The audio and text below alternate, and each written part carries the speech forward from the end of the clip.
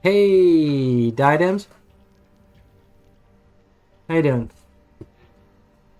Just getting our stuff together here. On my paper towels. Might turn down this stuff in my ear a little bit. Sounds good. Sound check, sound check. Voice check, check. Yeah. How you doing, my man? I'm gonna do a little bit of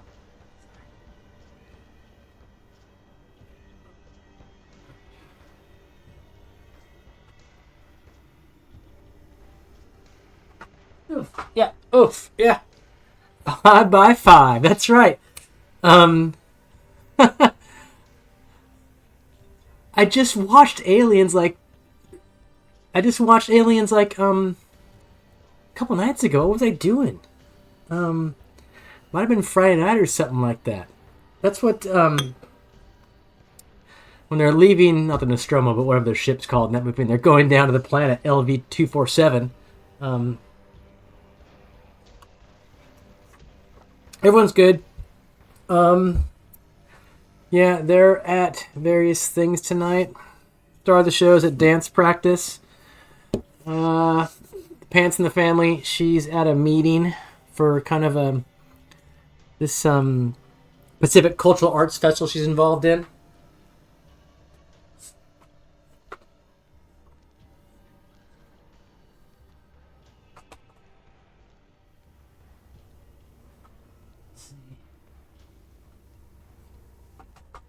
Yeah, everyone's good. Actually, for Christmas, we are all going to the U.S. We're going to be in the Seattle area for the holidays. I'll probably bring a mini streaming kit, paint kit, and do some streams from the west coast of the U.S. nearer to your time zone. How's that? The mothership has realized that she has it costs like 5,000 US for us all to go there, the three of us. You know, international flights are expensive, and at Christmas time it's the most expensive time in the world to fly. So, but she's gonna yeah, the mothership can spot us, and so that'll be good. So we'll be going there for Christmas time, New Year's. It'll be fun.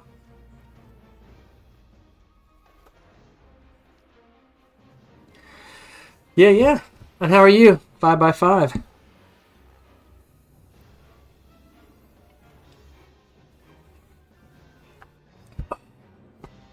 Gotta get my paint sorted, my paint life sorted here.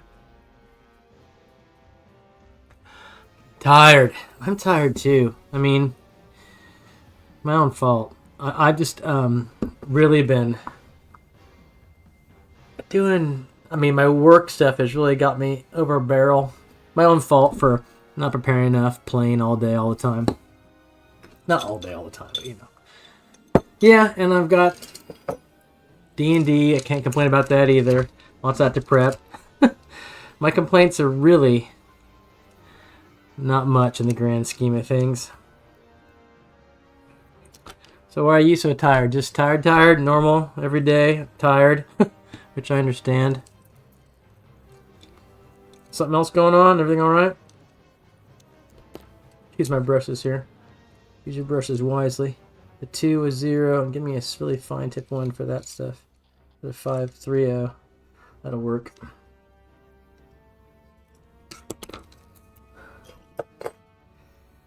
I wanted to figure out somebody to deliver you a pizza. That's what I was thinking about one time. Can I deliver him a pizza?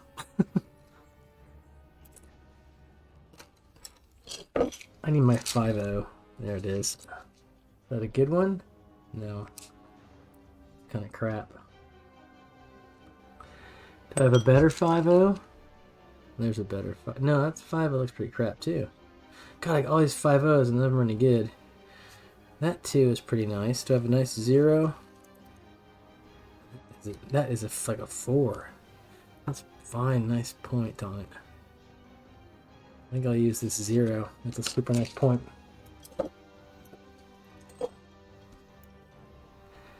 Yeah, let's go. Let's get that one. Okay. Right. Okay, I'm finishing up goblins tonight. Not finishing up all the goblins. Finished up a goblin. This guy. We started him last time. I haven't been so concerned anymore finishing goblins in between sessions. I'm just gonna, finish this. I didn't start him and then I used to think, oh, I shouldn't paint the same mini twice in a row, but I really don't have time. Wednesday nights is my mini painting night, so let's just paint the minis on Wednesday night. Occasionally, I get some painting done on like a Friday or Saturday night, but not often. Not often at all. But this guy, I have some ideas.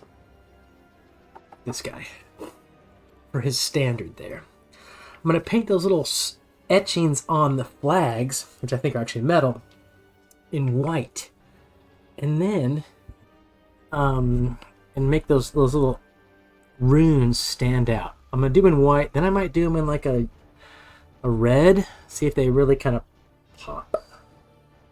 Maybe I'll do them in like with a contrast paint red, I don't know. I'm using my shaker over there. Shake, shake, shake this up some more. Let me go over here and make sure we shout out the audio. Maybe multiple times a night. To do this more than I do. Shout out the audio. Okay, I'm over here mixing my paint with my new Vortex mixer. Now I'll put it on the palette. Alright. That's a lot. Might make it, yeah, okay. So I'm going to try to...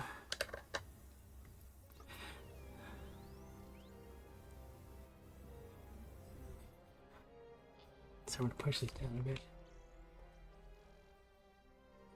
I want to make it really watery, this. See if I can just touch it and see if it goes where it's supposed to go. Nope. That didn't work.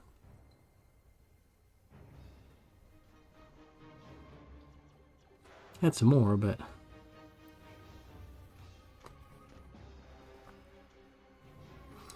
You're supposed to pull back towards yourself.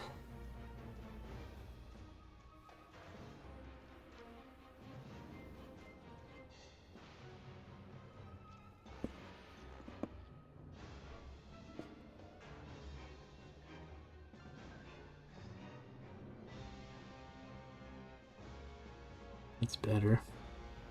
Try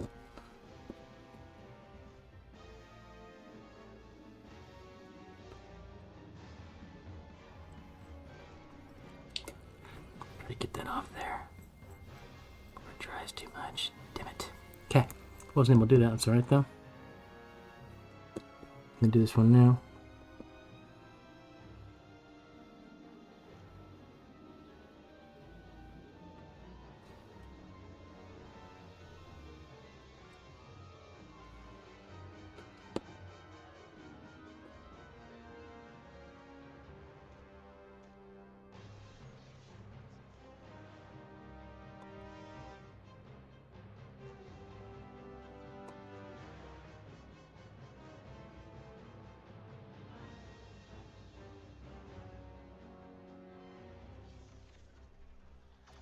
Yeah, there's a series of runes on these flags. I'm trying to pop out a bit. I think I will do some red on them after I get them with this brush, which is just white.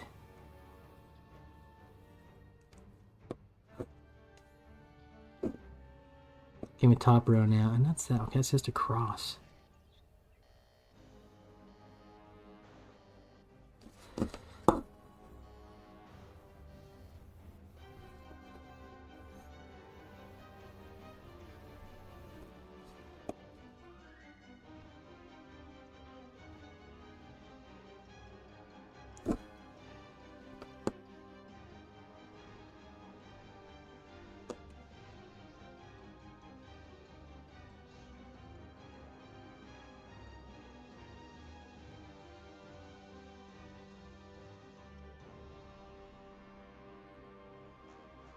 I think I will Do it in red. That's all right.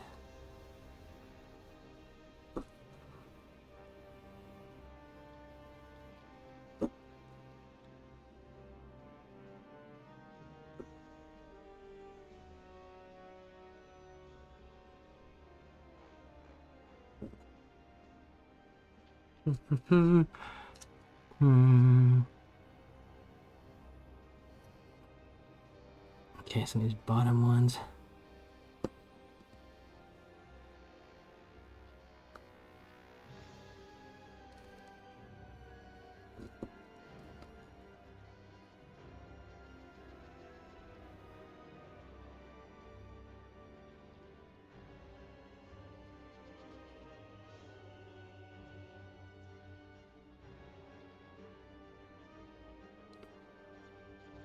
Okay, so I've kind of done these runes on. Oh, is that right there?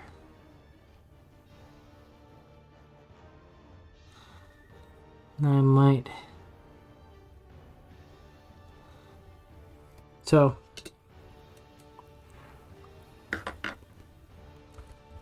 runes on this standard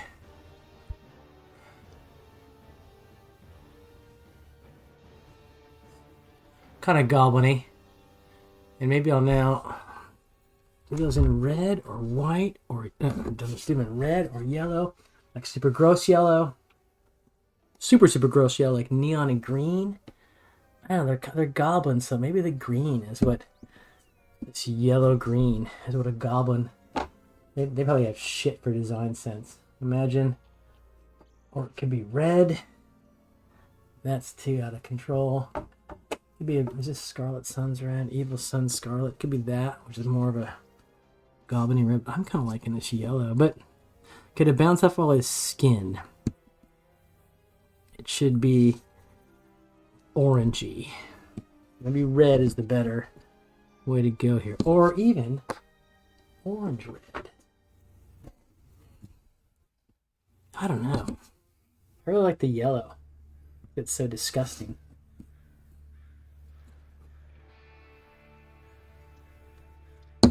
Try that, and if it looks like crap, and that's what happens when you're painting minis.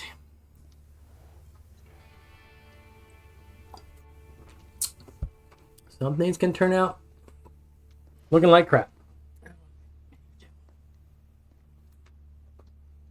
No idea. Never mind.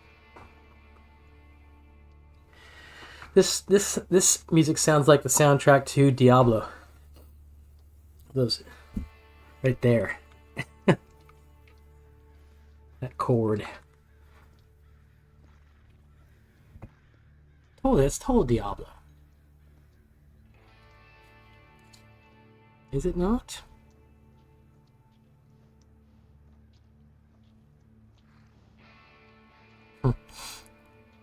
After this, I'm going to go back to the guy. His armor, I guess. Okay.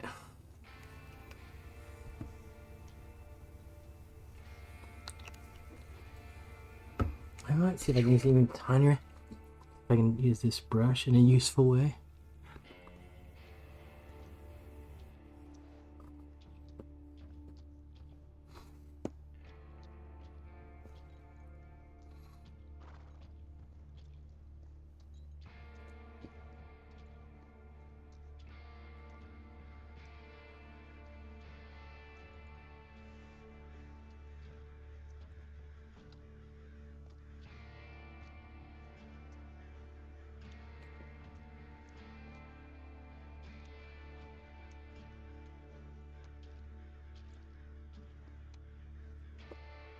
That's a good goblin color.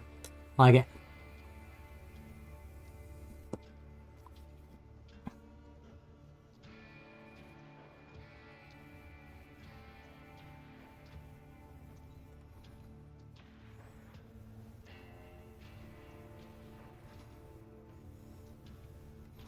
I'll have to make up some story about what all these symbols mean.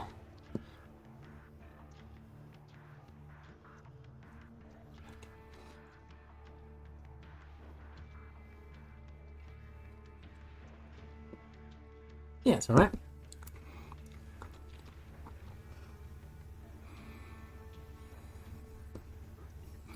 It's a lot of paint for this little tiny bit of stuff.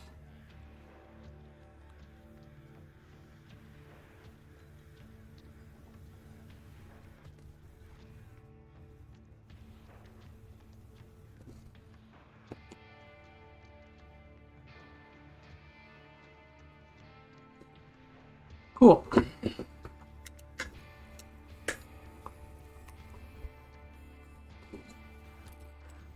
So there's the standard. I'm going to say done.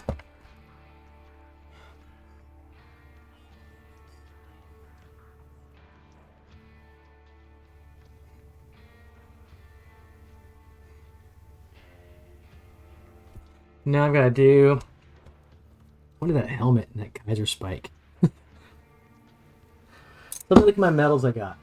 I got bronze, I got gold, I got plate mail, got natural steel, I got copper. Just look at my medals. I got blue, gunmetal blue, there, yeah. Okay, I got a series of medals, not non-metallic metals, but well, these are all metal paints. I got that fire giant orange I could have put in there. Anyways, let's think about what we're gonna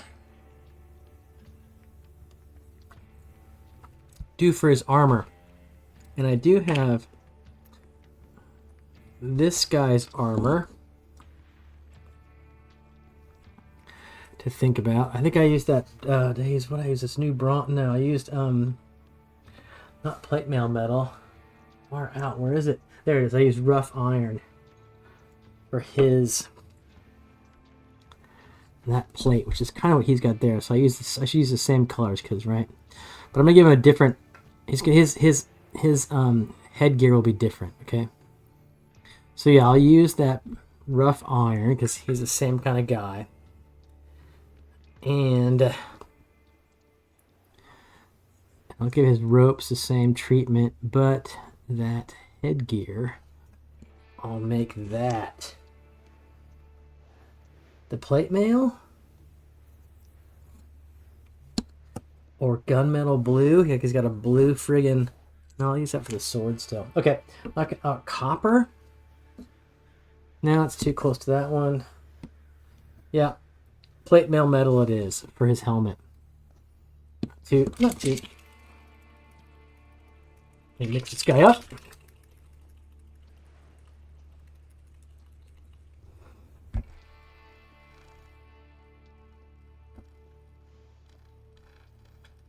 Tech shaker over here. Love it, I love it, I love it. I can take a drink of beer while I'm mixing paint. How's that?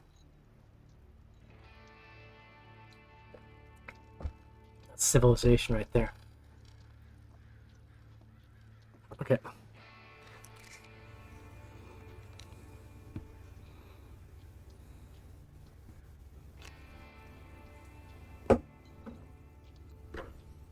Using my 0. I might go to a 2.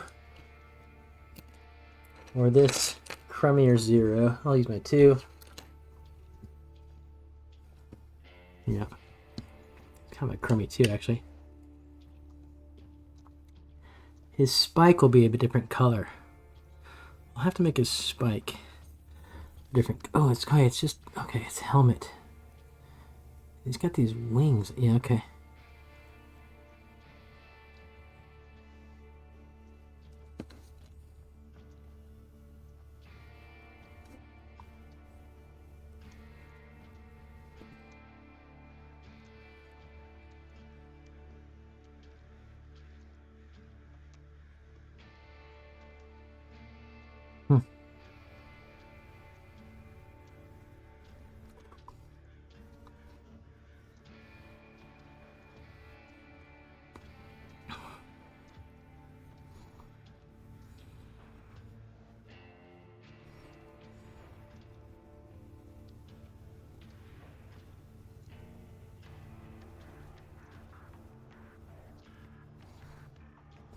He's got a patch. Is that a patch?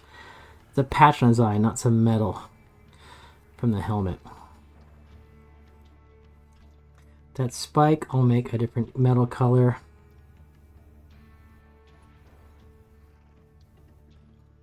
For the spike, I'll make gunmetal blue. I don't know.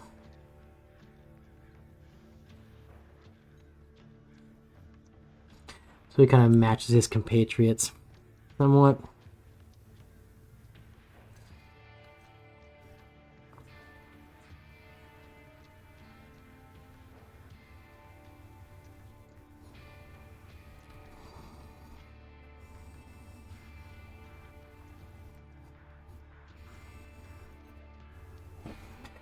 Yeah, I don't want to... Okay, I need to really... Here I am doing this. Lean over hard. Go like this a bit more, maybe. Here we are. You can see some of his mates over there.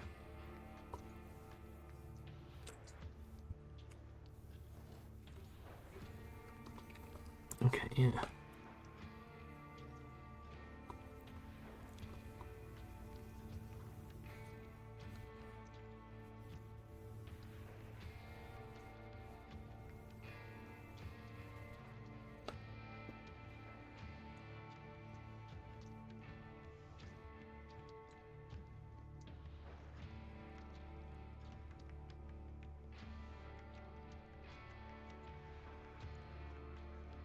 Okay, there's his helmet. He's got little bits and bobs of the helmet. I think yeah. That spike. Gunmetal blue. And then some of the other, or a different color, copper. And these, that'll all be rough. I'll make, oh no, I see. That's a, let me see what that is now. Does he, yes, these guys have all these little, this guy doesn't. These guys have these things on them. That's what that is. These symbols. This has got the same one. I'll have to redo that, which is fine.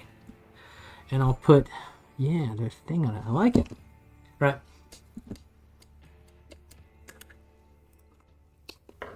These guys are good. And as for the other, let's see, the other spikes on them, lots of browns and warm colors on this model, except for his skin. So the better half would say I need cold colors. Oh, but no. A spike, could just make the spike black. Or make it white, pure, no. Make it like, no, I think the gunmetal blue is what it's gonna have to be, but no. Huh. I make it white, and I make the dots on his thing there white too. Maybe an off-white? What kind of silver gray? Yeah. Or make those some black things there. Really hard. Damn it. Wish I knew what I was doing. Make this hugely more easy. It's hugely. Okay. And those things are a black-red, right? That's what that is? Yeah. I'll need this in a second. Drink a beer. Oh. Okay.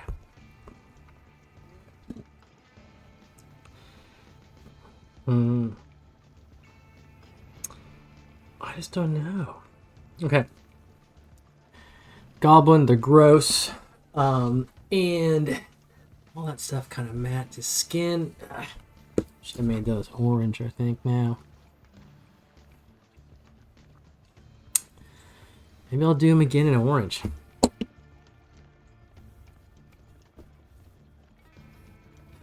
Orange red. Okay, I'm gonna experiment here. I'm gonna try some orange, red, and green. What does that make? Orange and green makes brown, probably. But I'll see what it looks like. This might be the better color. I'm going back and forth with my ideas here, but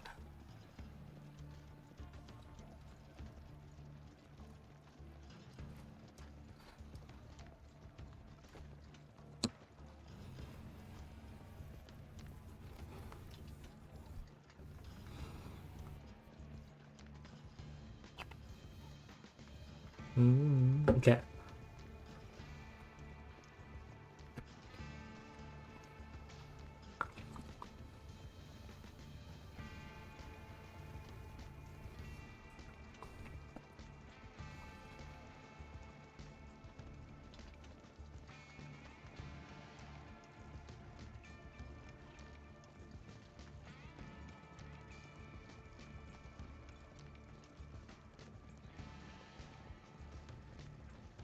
Hmm.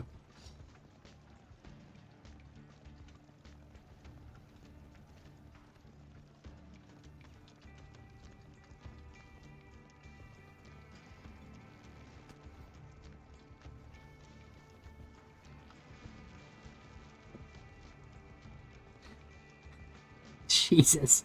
I could have made a combination of colors.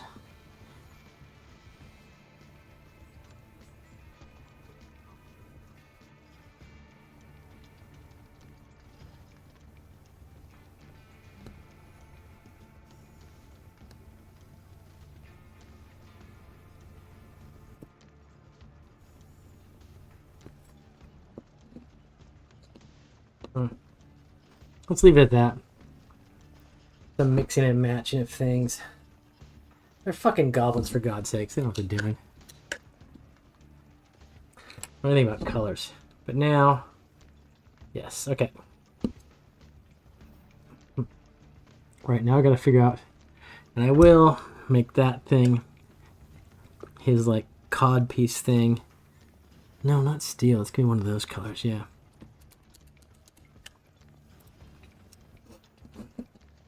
Okay, his spike. Fuck, I'm just gonna make it white. I'm not gonna worry about it. Maybe I'll...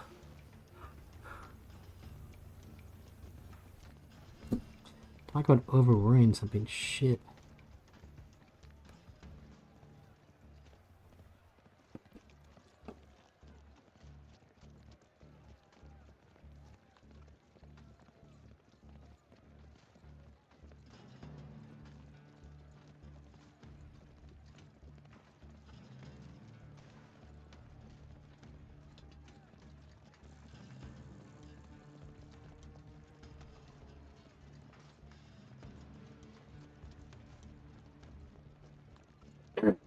Spike and part of his helmet is like that. Figure out what to do later. About that. I still got his eyeballs. Those teeth are nice. Got that eye patch that'll be black. Okay. Hey, Goblin updates. Here's Talker. Yeah. I've been going back and forth about how to paint this guy. Like, what color should the runes be on his standard? I made them white, and then green, and then orange, and I left some green. Now I'm trying to figure out how to paint his helmet. Without Loki here, I have no professional to tell me what colors things should be. So, I'm kind of flying blind. But in the end, he'll be fine. In the end, he'll be fine. I had a good class. 306 was a good class tonight. We're into debate sessions, so which went really well. Yeah. Hey, the dude in 108 who sits the crotchety old man. He's the oldest guy in class. I'm the second oldest guy. Does he go to labs?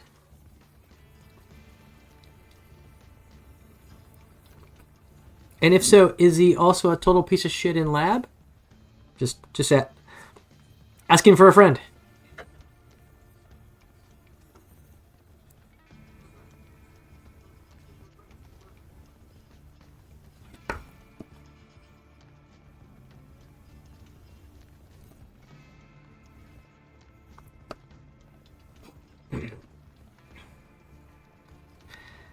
Okay, shut up, mostly.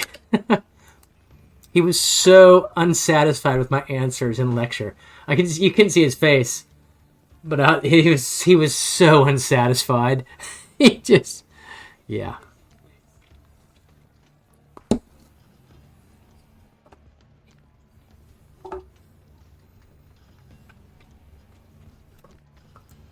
is that? Is that?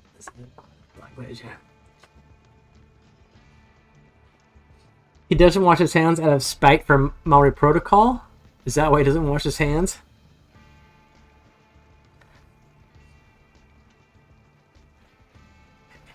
Yeah, he didn't. He was not a happy camper. Whatever. I'd be happy to talk with that guy outside of class in depth. Absolutely happy to talk with him. Because but the things he wants to talk about are really would not terribly relevant for the immediate kind of goals of the class, as in that lecture in that moment. So, yeah, we'll see.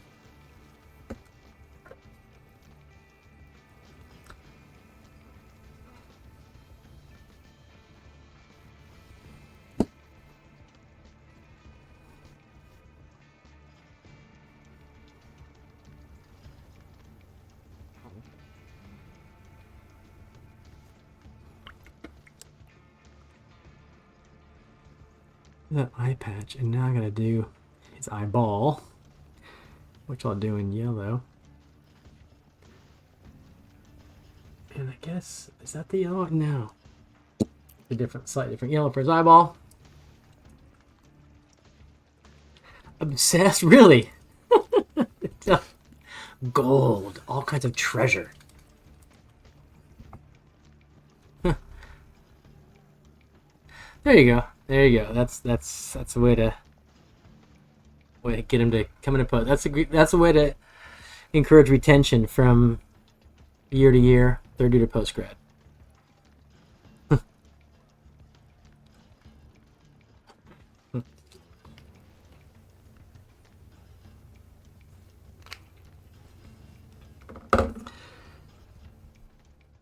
Trish Stalker, you can, if you want, you can practice mini painting in my mini painting setup over Christmas.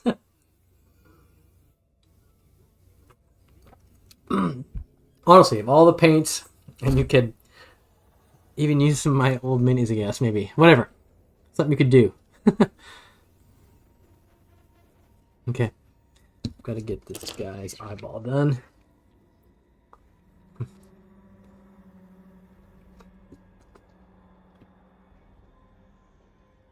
This guy's eyeball, Christ. It's super tiny.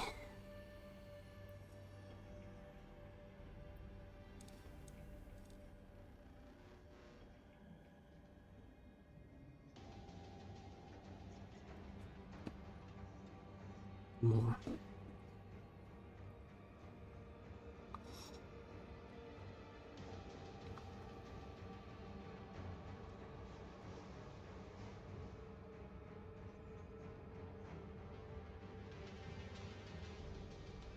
That's good enough.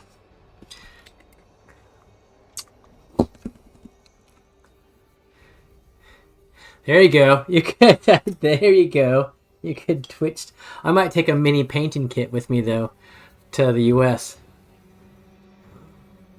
and stream some mini painting while I'm at mi madre's house, the mothership. Okay. Now this guy, I'm gonna give him. I'm gonna use a bit of. There we are. Carbon crimson's what I want. Do his mouth and then do his teeth, lips, etc. The rest of his face.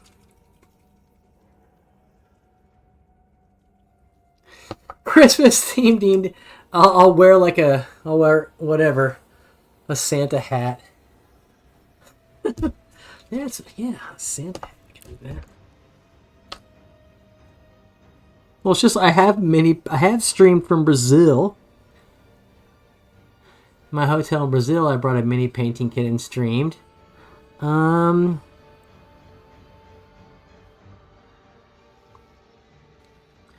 might have been the only place I've streamed from, like on the road, so to speak.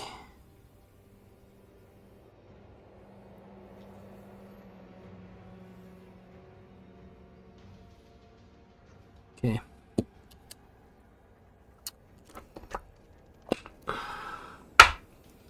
I gotta move my paints around. keep all the paints I've used in one spot. There they are.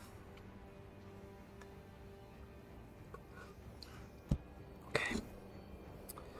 I owe Mana a meeting, so I'm embarrassed he might show up here, and I haven't been a very good supervisor. I haven't been on him to do stuff that he and I need done. But oh well.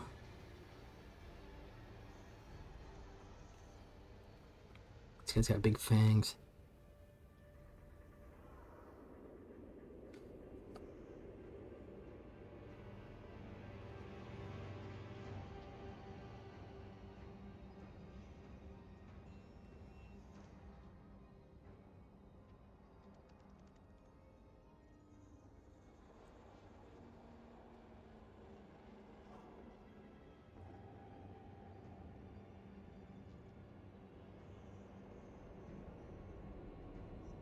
So I will be tomorrow in 306.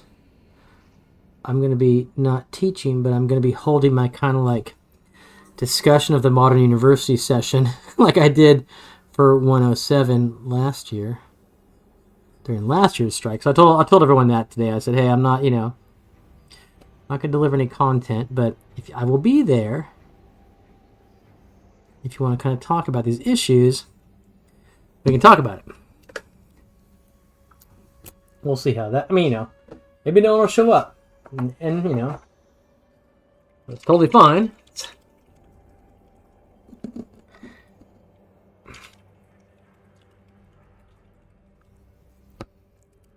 Totally fine. Let's see, I need a bigger brush for this thing.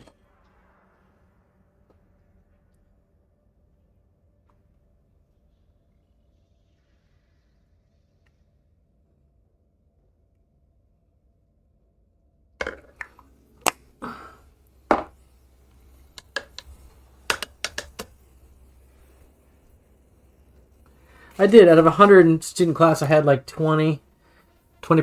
So maybe I'll have a handful, 8 or 10 students might show up tomorrow for that. Just judged on previous, previous percentages. I don't know. We'll see.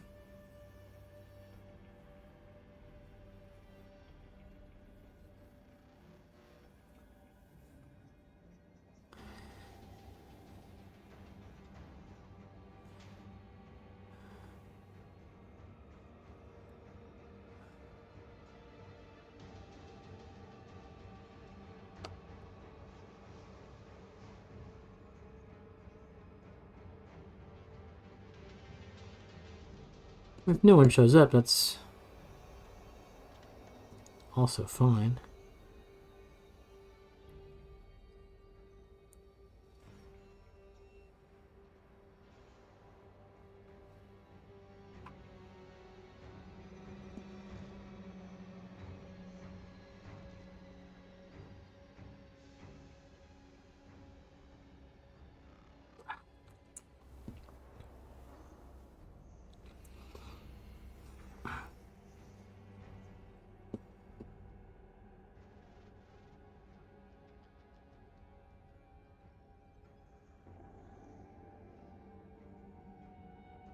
We'll see.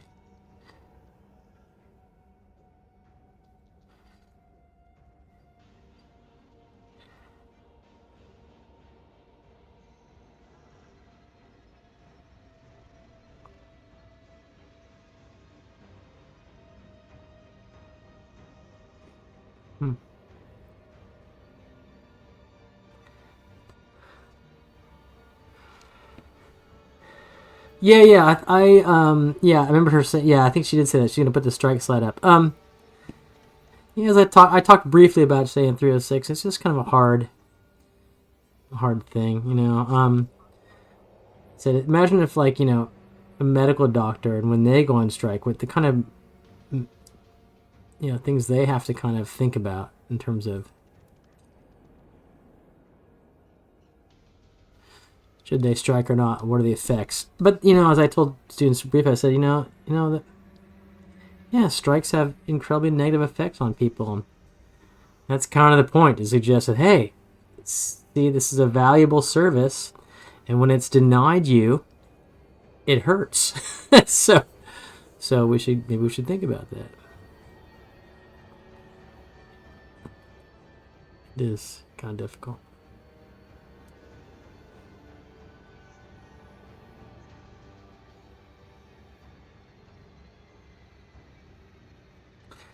Okay, just doing some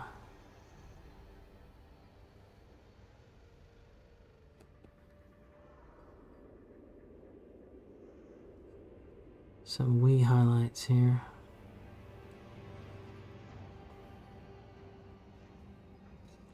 On this guy. I don't know, I don't really need to do this, but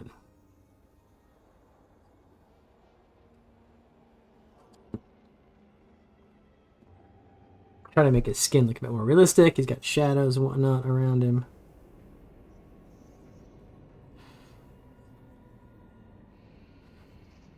And then one last little bit to make it even lighter.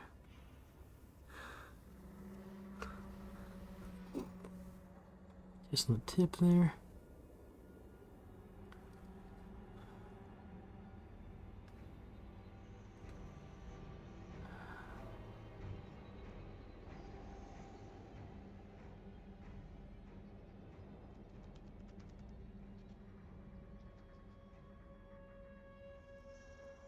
Do people notice this stuff or not?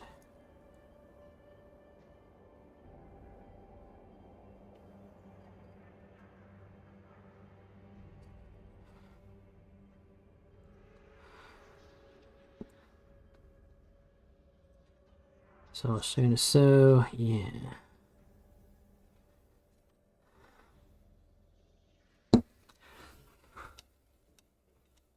Yeah, I don't know. It does have a lot to do with attendance. And there was something today on this evening on RNZ. What are they talking about? I forget what she was talking about. I think the people they talk about LinkedIn and that service and how it's just kind of depressing to go to LinkedIn and just see the rampant consumer careerism that is a part of university life. And yeah, but again, I realize that I'm in a really privileged position about top of that kind of stuff.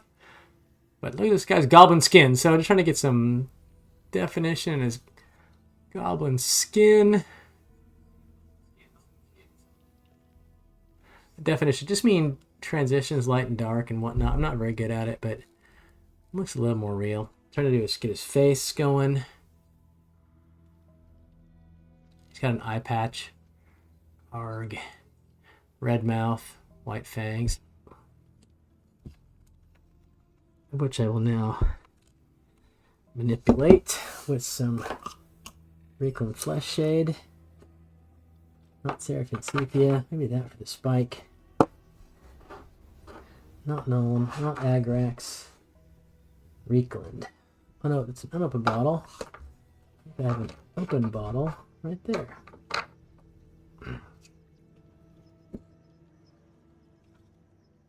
He has seen some things. This goblin. He's been through some.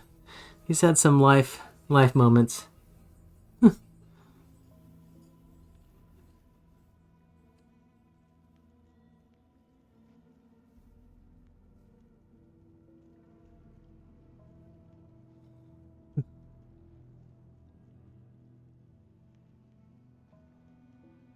What's up with his white spike here?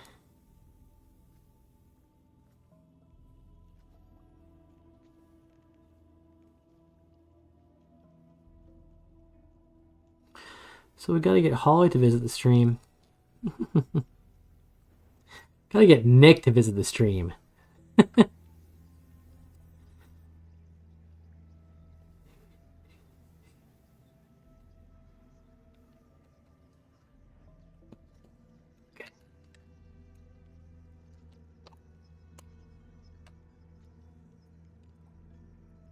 Okay, more on his face. I'm gonna leave his eye as is. There's his eye patch. his fangs, his teeth. I probably need to do his lips a little bit. The podcast. Nick mini painting a gibbon. Nick is such a Luddite, so anti-technology. I mean, I noticed anyways, he drives 30-year-old vans. And, but, yeah. Nick paint. He's flabbergasted about streaming and about this stuff. He just blows. I think it just doesn't compute.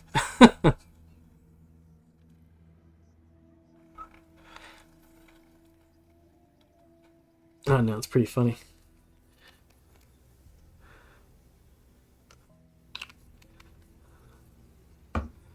Nick mini painting a gibbon. Yeah, we would have more luck.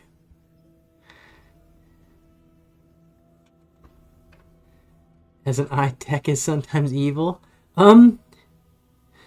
Yeah, sure. I can get that. Tech is sometimes evil. Anyways, Ahrmin Ishtar. AI is listening. Indeed. Are you AI?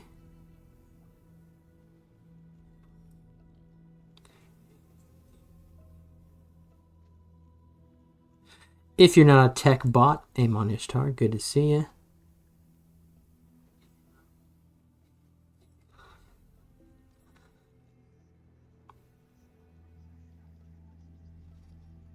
I'm doing this guy's lips here.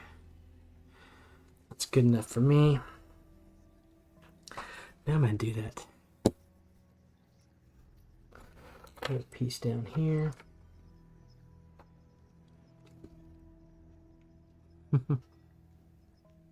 Yeah, okay.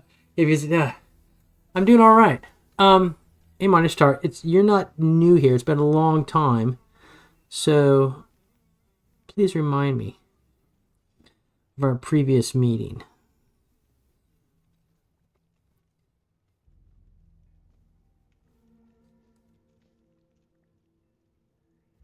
You have ears everywhere. So tonight we're painting goblins.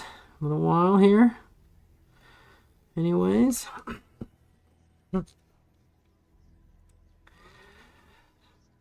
You work about hold on. What do you mean you work about D&D characters? You work on them. You like them. You like rolling up characters.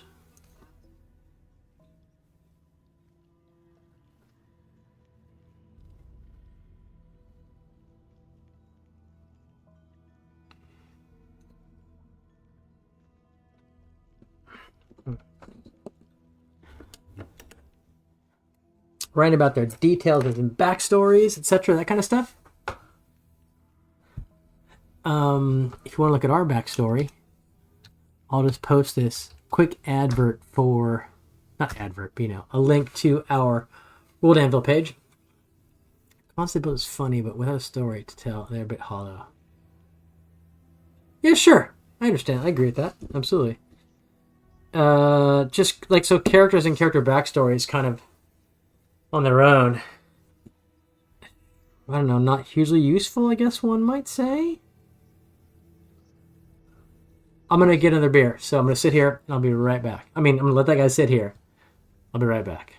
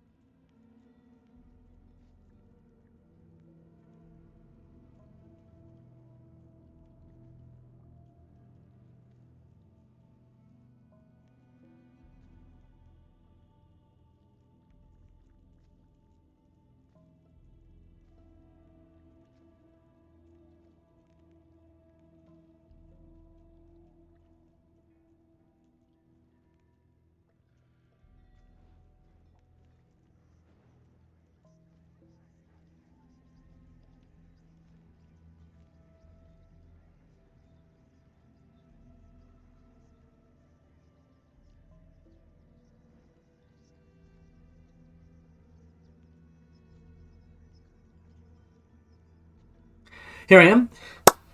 So you say, as a hobby writer, I sometimes work a bit too many details. Does help with the RP moments, I bet. Yeah. No, absolutely. I often try to wish I was a better role player for playing NPCs. I'm a DM, so NPCs and whatnot. And sometimes I try to remember passages in books I read, whether they be kind of fantasy-esque books or other books. Right now I'm actually reading Tom Sawyer, The Adventures of Tom Sawyer by Mark Twain. Never read that in high school or anything like that. And it is so well written. It's kind of repetitive though, but some phrases and scenes I try, I'm like, oh my god, that would be a funny role-playing scene.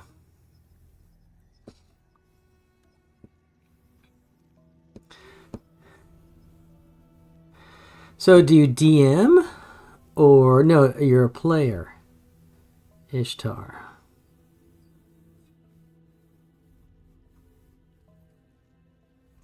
We talked about the yeah.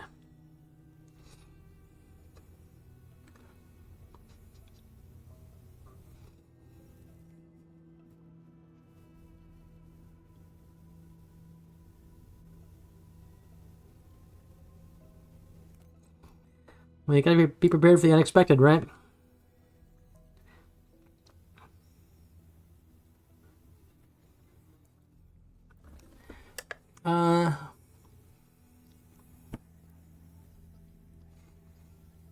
But at the moment, you're a player. Well, I play in the World of Greyhawk setting. DM, rather. When I play, I also play typically in the World of Greyhawk setting. Okay, getting this guy's kind of stuff going here.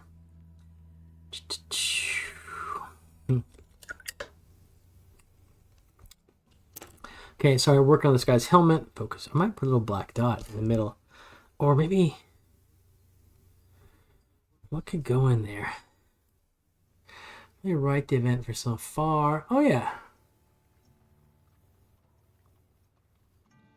I don't... as a DM, I don't write any events. I write possible... I follow the Lazy DM's Guide. Rumors. I have a story arc that I'm thinking about, what the characters will eventually do, and I provide tidbits and clues and whatnot and breadcrumbs. But I would, a year ago, for example, I would never, I didn't, I had no idea where they'd, I have an idea of where they're going to end up. Maybe that's a year's time of real life. Maybe it's 2 years. I don't know. We've but we've been bouncing around as things come to us.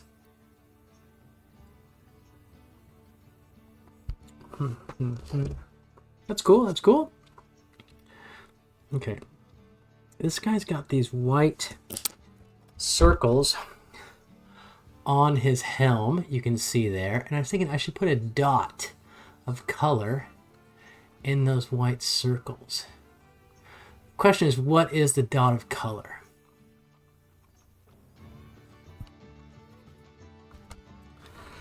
Black makes me think of Fiji. I could do that. That's the Fijian face paint style. Could do that. Let's see. I got lots of greens and browns and orange. So opposite the color wheel. Green, brown, orange. Maybe blue. I do got some blue in there. So I could take that blue and put it in there. And that blue is dark sea blue. No, what is that blue? Easy movables. Bubbles are easy movables. Yeah, that makes sense.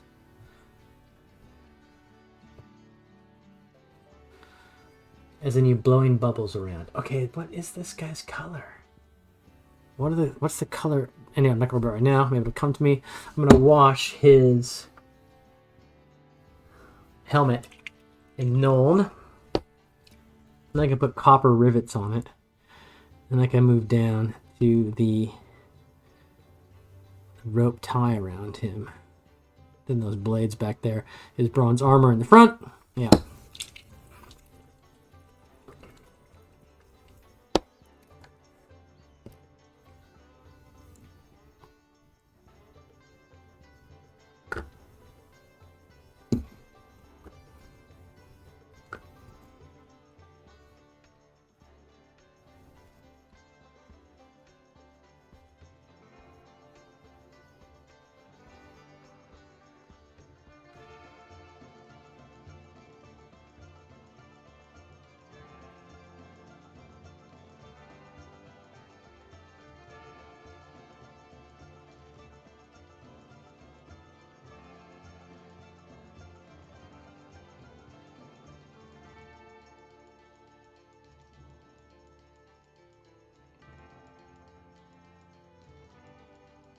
kind of works there on the edge too.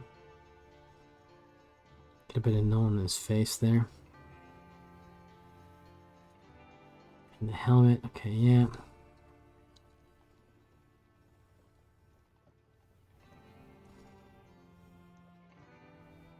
Okay, there's that. I can flash my world a bit with the flashlight rendering method. I don't know what that is.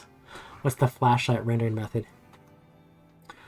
Oh, okay, now you tell me what a player can see and interact with is fleshed out in details and the rest of the placement. Yeah, exactly. No, I agree with that. I talked to lots of people talk about developing all the pantheons for their world and all this kind of stuff. And that just sounds like so much work to me that the players will perhaps never interact with. And so if you're doing it because you enjoy it. And that's totally fine. But I wouldn't say you need to do that before you start playing. You're doing it because you enjoy writing about worlds. But yeah, you let the players tell you what parts of the world to develop by their actions. Okay, they're going to this town. That means they need to develop that town. They're going to interact with this priest. Okay, he's a priest of X. We need to develop that god. That kind of stuff. Totally.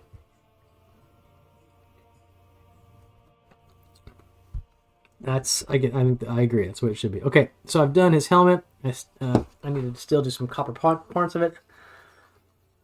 I'm going to do his ropes. And his ropes are in medium gray. And then I think probably... Agrax. Yep. Huh. That can happen. I'm not that advanced. Even though I've been doing this for 40 years. I'm not that advanced. Okay, yeah, I'm gonna do the ropes here, people, and then we will do different kinds of ropes. There's those ropes and those ropes. And how do I do on this guy? I made them all the same color, which is fine. Okay, I'm gonna mix up the paint here. Vortex shaker. I can sit here for a bit while I vortex shake my paint. Put it on the pile. Yeah, I've had some good ideas, I think, and I like to save them for when they can be used. I just record stuff in a book. I don't use Obsidian or anything like that. I just have my book.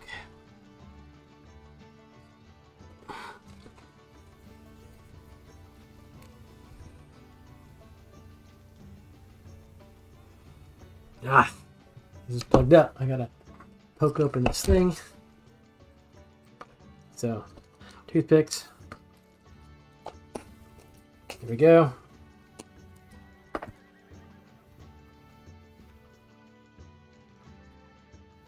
Hopefully that did it. Yep, there we are. Oh, not much. God damn it. Oh, I hope that's enough right now. Okay. This zero is pretty good. Zero print brush. Oh. Tonight we're drinking Cold Cuts by Garage Project, one of their new Bright IPA. A version of a West Coast IPA. And they really should give me money for all the beer I drink on this channel and referencing them. For whom obvious to plan with. Yeah, think Shakespearean. You can only work with 4 orders of magnitude, right? four levels of theory of mind is all we can deal with.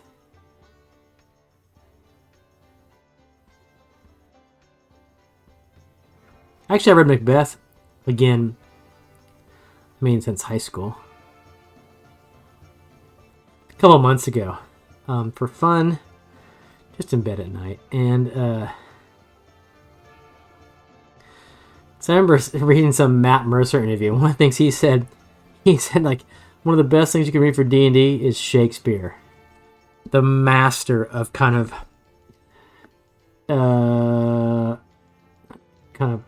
a plot. and intrigue and comedy and all that stuff. He said, read Shakespeare. That's the best thing you can read to create an adventure. And I was like, that's a good idea.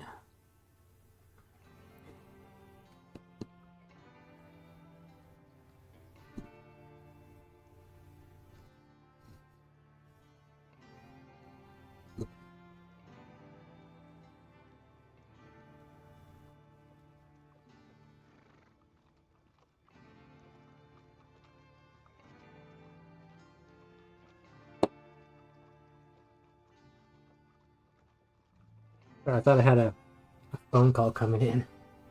The family's all out, so yeah, Trish Tucker. So Shakespeare's, yeah. I mean, I can't remember if I pulled this kind of stuff out, but I was thinking like hags are total. You guys never kind of. I had not a prepared scene, but if it came about that, I could use kind of the opening scenes of Macbeth, right, and with or just getting essentially kind of. I mean. Kind of Trish Talker, thinking about your guys' interactions with various fiends, in the play in the last several sessions. There's a bit of Shakespeareanness there to having different competing fiends like the witches in Shakespeare. Kind of, suggests you do things that also advance their own agenda. I forget the hags in Macbeth. There's like a head hag. There's the three witches in the opening scene and other scenes, but they are in that opening scene in Macbeth. They are entreating to their goddess or evil patron. I forget her name, but also a famous name.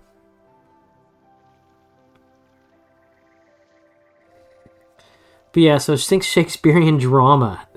What makes that stuff? That's good fodder for creating D&D adventures.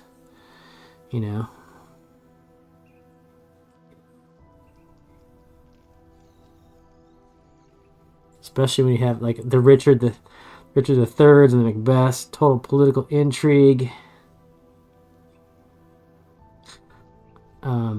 Yeah. Having you guys get stuck into some politics and assassinations and all that stuff's super cool. I have 3 person the DM. Got 3 person the DM to react. It's so impossible to predict.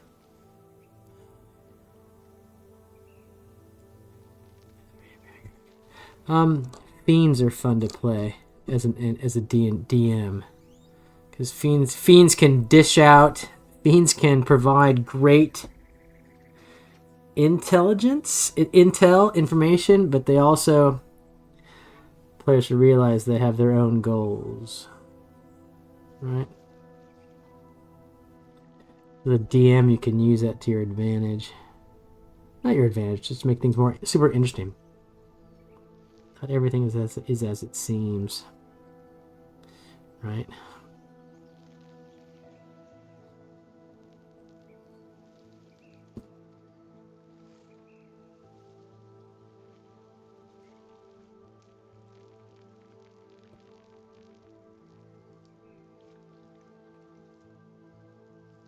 Yeah, reading Shakespeare, lying in bed reading Shakespeare, especially something as famous as Macbeth. There's so many, obviously, so many turns of phrase that we use that come from Shakespeare, as everyone knows. But if you ever read it for a long time, you're like, holy shit, that's where that phrase comes from.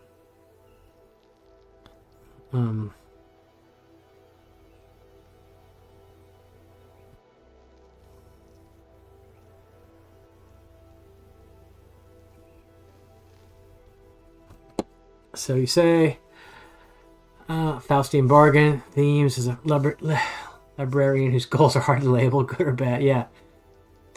Themes demonic librarian? Heh! Only one eye. And has only one overarching goal in mind. Expand his collection as a guardian of his library. Sure. So this is when you're a DM, you bring in this NPC.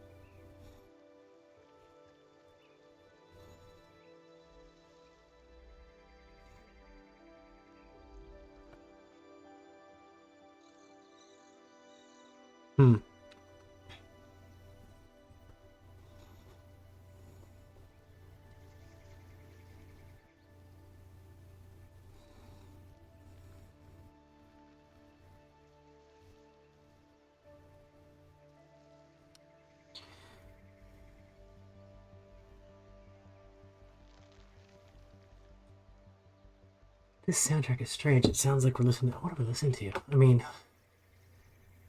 This is... Magical Flora from Tabletop Audio. Well, shout out.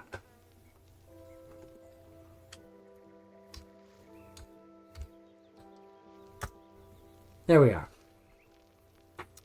Also, shout out something else. So I'll shout out Greycast, which is the only podcast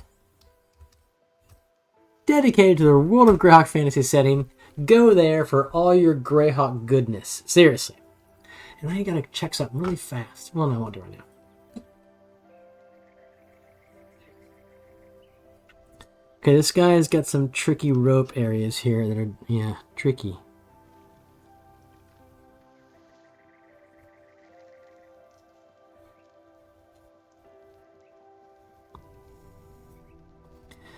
And I hope that the rope is not the same as that wood. I don't think it will be.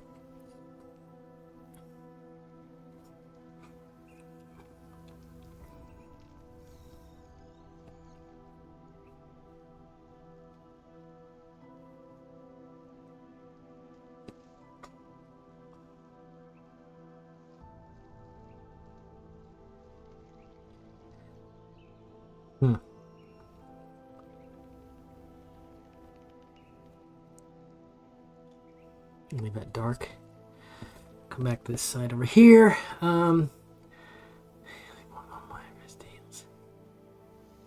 So this is your demon librarian. He's more eldritch. And eldritch means kind of like magical old magic, right? Well, mind. What planet is that? So this is your world you DM in, or the world you play in? Or both?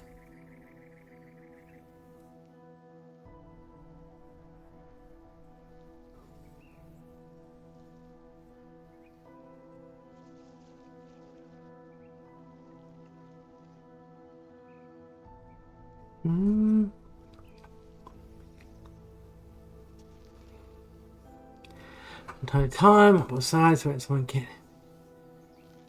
To wait if someone can't pay him equally for his work. Yeah. So does this person drive stories forward?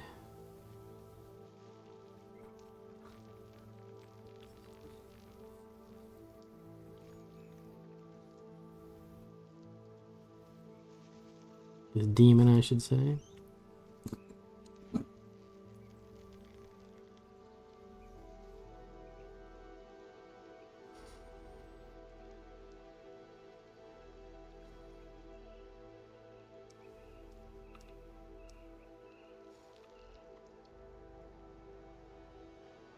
Not easy to paint this stuff. Backwards, upside down. That's essentially what I'm doing here.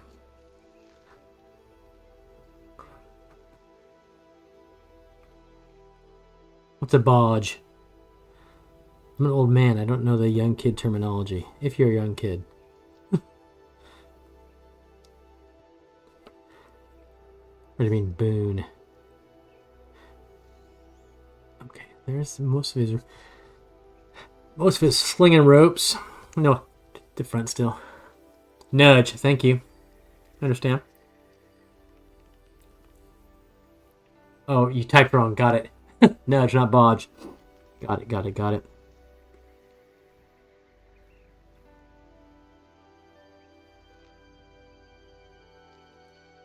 It's hard to hold a conversation. One person can talk, the other person can just type. I understand. Damn, this guy's got lots of pieces that are...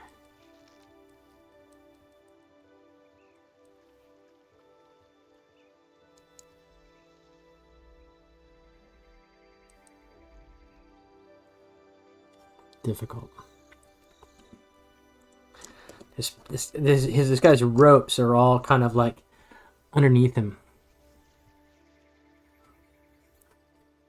Well, demons are lawful evil in general, right? So, definition, a favorite phrase of mine. He's kind of evil, isn't he?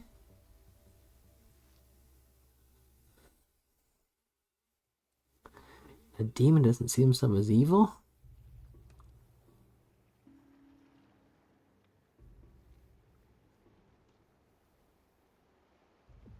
So he doesn't see himself as good, does he? That's against the demon ethic.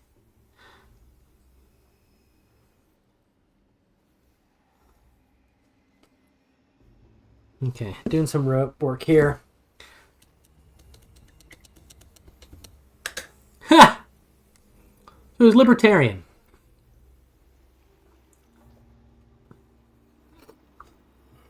Are you asking me, Trish Talker?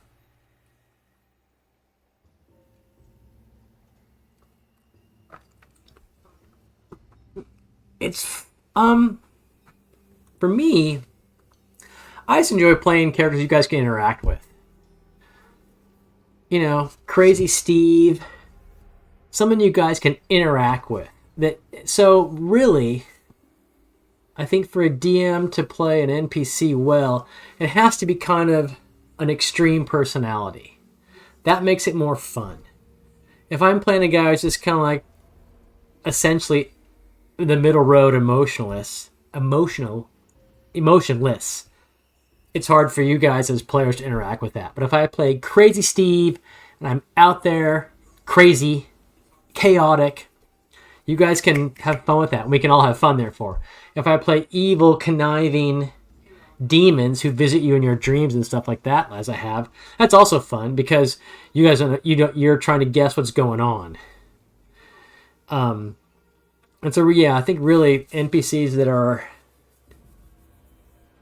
you know, one end of they're at either end of this, that are not extreme but are, you know.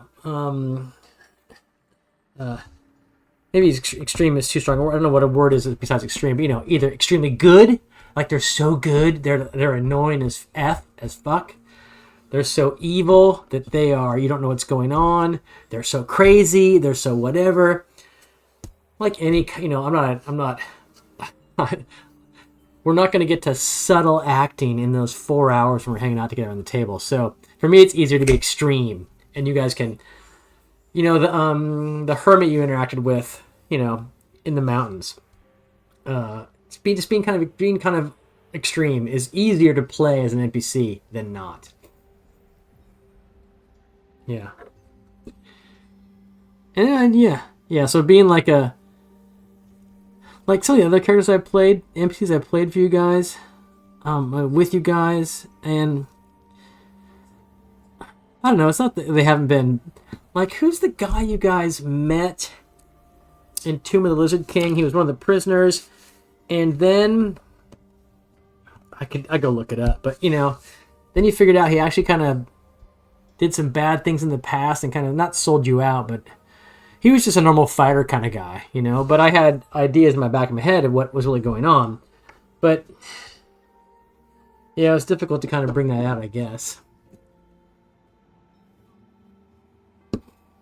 Okay, I'm gonna use Agrex for this. Anyways, yeah, it's easy to play extreme characters as NPCs than subtle characters as NPCs. I'm not a subtle person, really.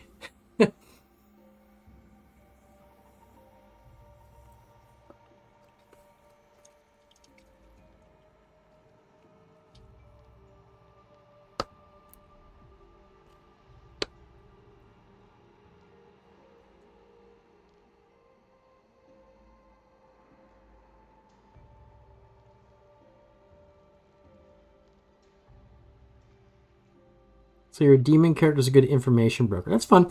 It's good to have someone who is, who can, fuck, I didn't paint that. Who's a clue provider.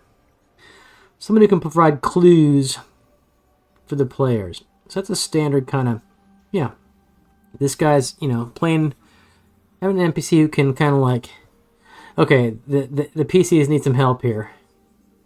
It'd be beneficial if they got this chunk of information. So I'm going to have this guy help them out.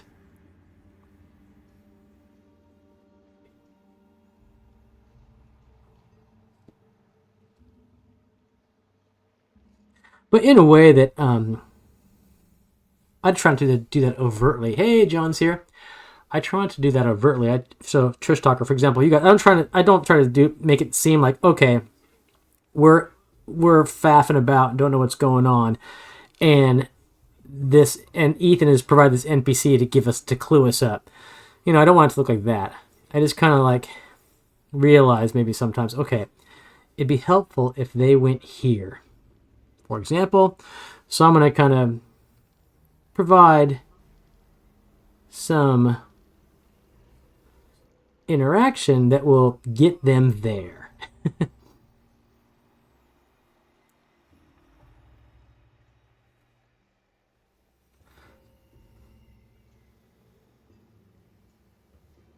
I mean, if they choose. You guys don't always do what I think you're going to do, which is good.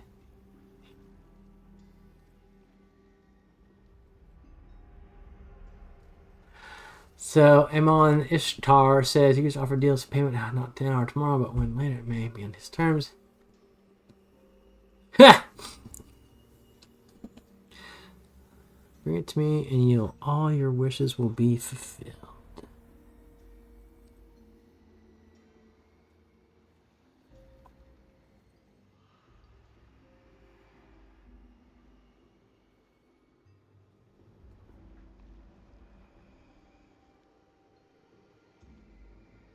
John Sear, how you doing, man?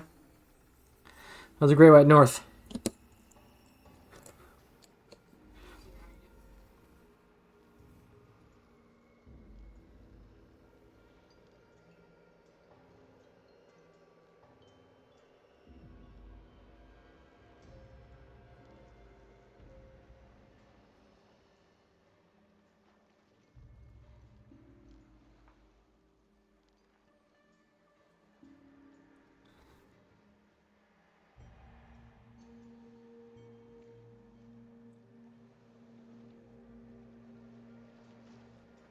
And painting the ropes that are around this guy. He's a goblin. He's got ropes.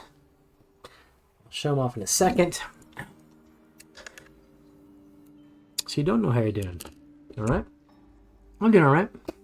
I'm looking forward to finishing this goblin with his standard. And my wife is home. I can hear her come in the front door. So we're continuing to work on him. Actually, I might ask her. Come here. I need some color advice, just in general. Just check this guy out. This guy again. Well, I gotta finish him. That looks a lot better. I don't know. It's all... Obviously haven't done his chest thing yet. No, that's his armor piece now. It'll be like this guy. See, they got same kind of armor. So I was gonna paint it similarly. Okay. Lots of browns and greens. Yeah, no, you need kind of like a... What contrasts with browns and greens? Yeah, like you've got there your blue. Yeah. It's also just the tone. I mean, green would be obviously reds, Okay, yeah. which browns are warm, so I would think that would have contrasted more. Yeah, I thought, see these little white dots he's on the head and the helm? I thought I might put another color in there. But I don't know what. What if you add like a bright gold in places? Like a really bright. I have this paint called Old Gold, which is not bright. It's Old Gold. Sorry, folks. We're just discussing paint I think here. that's the problem, is that it's all very similar.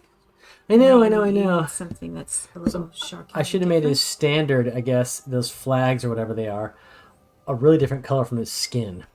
Right? Whatever, I'm not going to redo it. But No, I'm not. No? I don't necessarily think that. But what about... What about purple? For what? Or his middle thing. His metal thing? His middle thing. And if you introduce a little bit of purple. Don't... Yeah. Jesus, you scrape it with your fucking fingernail. Sorry. Okay, purple. We'll look into it. Like that kind of purple? That kind of purple? That kind? Okay. Venetian wait, purple? what's that one? I don't know. No. It's just called purple. That one. Where? His armor? I just told you, right there. Like the dots his arm, maybe. Oh. Okay, thank you. Yeah. All over my foot. You're so ungrateful. I'm not ungrateful. Thank you. I said thank you. Thank you. Purple, okay. So Patricia agrees. Purple is good. Thank you, Patricia. Yeah. Okay. We'll use some purple. My color expert. I need that person here. Loki was away at a meeting for Pacifica, so kind of gearing up for Pacifica stuff.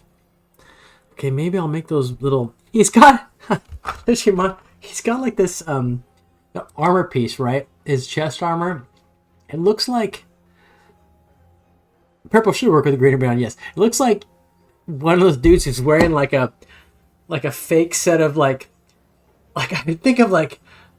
There's some Simpsons scene or Apu who's got like, quintuplets. He's wearing this like chest piece. It's got a bunch of like fake nipples on it, and all the kids are like on him.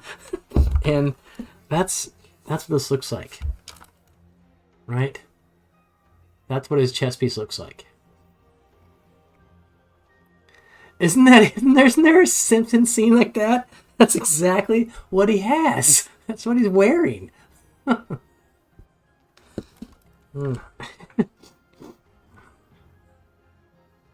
Anyway. I know, it's when I first saw it, I was like, oh my god, I know that thing. Okay. Maybe I can make... So see, this guy is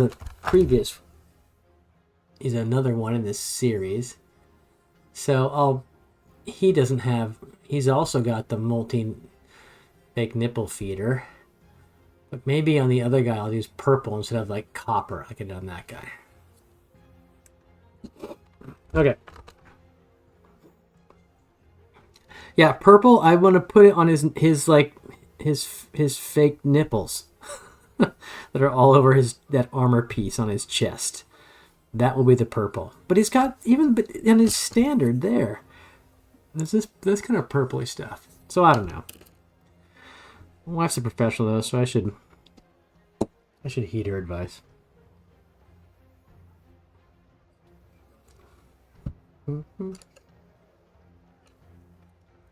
But first, for fun, I'm gonna edge highlight his helm a bit. Load this brush up with some white.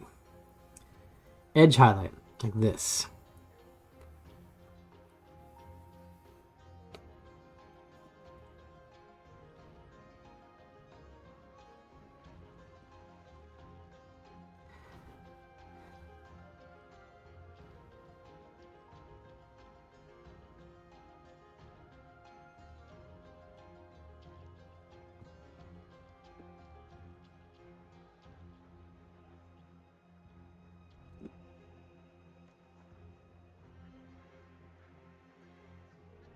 Should make parts of his. That's in shadow, so that's in shadow a bit.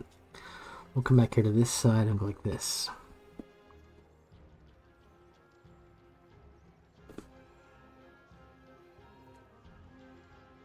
Okay, just highlighting his helm a bit there. Aspects of it. I mean, yeah, so that kind of stuff. I don't know how much, for the effort, how much it improves. But so his helm, see, I edge highlighted things on the side that will catch light, that side. And edge highlight that inside part because that's kind of assumably in shadow from his standard. So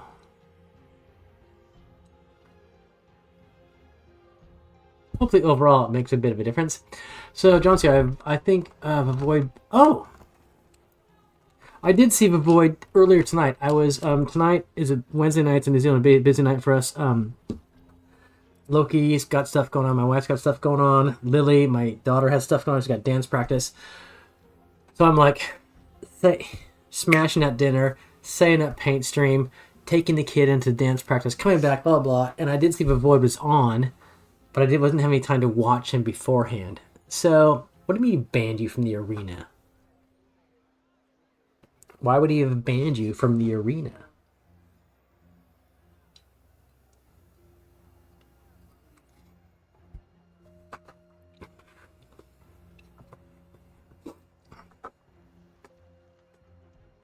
Void seems like a pretty level dude, you know.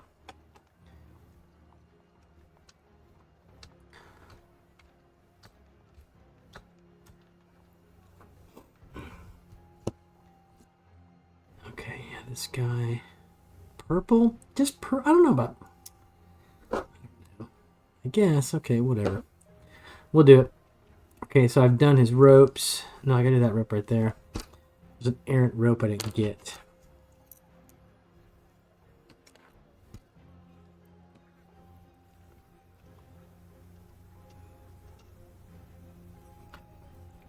Right here.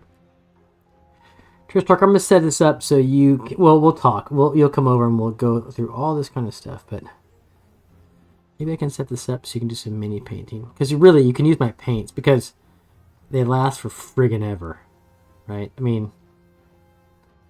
You know, you get a bottle of paint like that.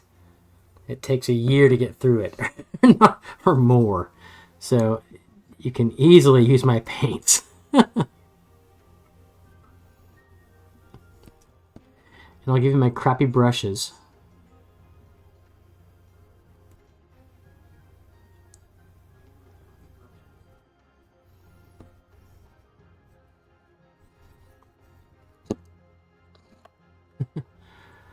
I'm sorry, let me finish painting this and I'll look at what you were saying. John's here.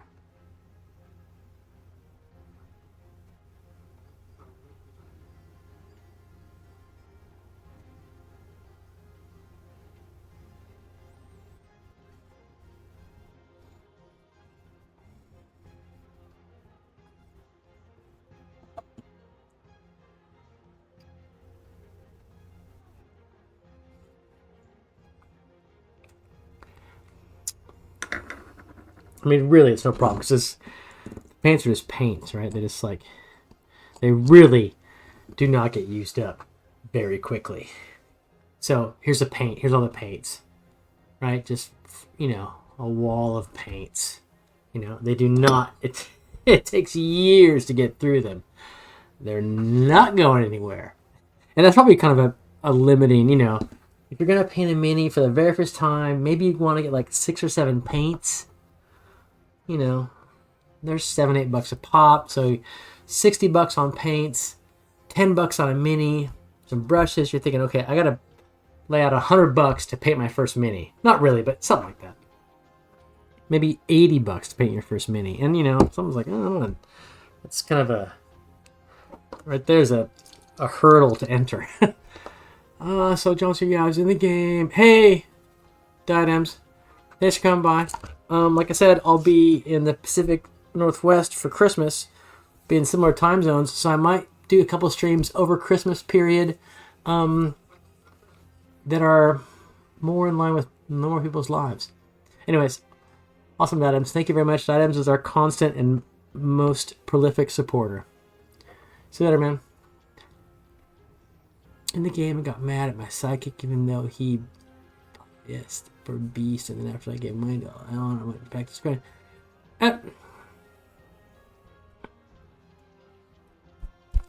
Who knows, John Sear? It might be just a kind of, some kind of glitch. I guess, reach out. That's what I would always say. Reach out would be the good option. And you will learn what's going on by reaching out. Right? That's what I would say.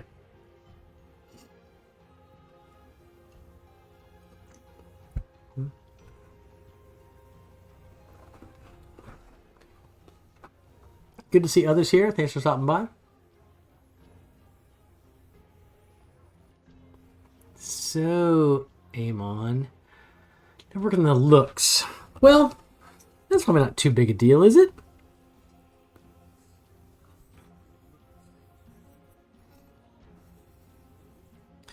Isn't that one of the things you can make up on the fly? Like other aspects we talked about, right? You can do that, can you not?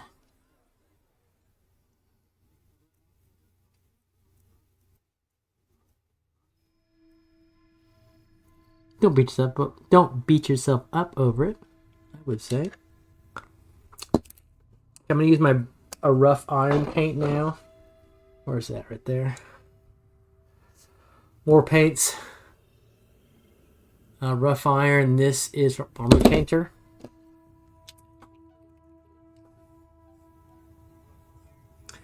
Same chair, so maybe it's hunky. Yeah, who knows what they really look like. So, Imon, you do not play in a published game world, I'm guessing. And there's in your world, lots of free range on what is allowable, so to speak. So, for example, in Greyhawk, the world I DM in, I would never let any of my players play a changeling. Sorry, Trish Talker. It's a more kind of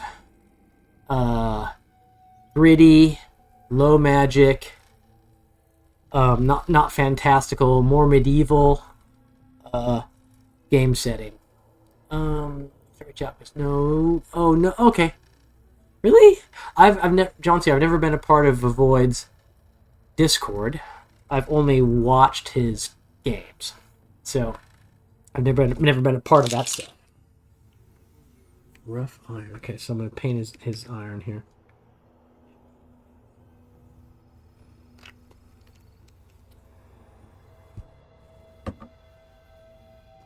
Open world. Okay, was it? But just how the character depend on the setting. Yeah. Okay. John Sear, don't worry about it, man. I mean, don't panic attack.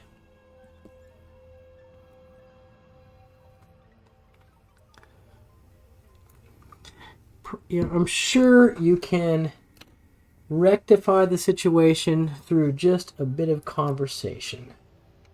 Right? Hey, Lurk. Hey, Excel. Awesome to see you here. Lurk away, man.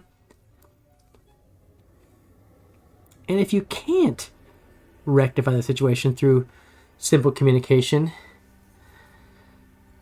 is that an environment you want to hang out in?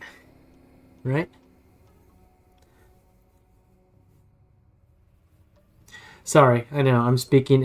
Honestly, take what I say with a grain of salt. Hey, Excel, are you doing any virtual Greyhawk Con stuff with Jay's virtual con? You playing any games?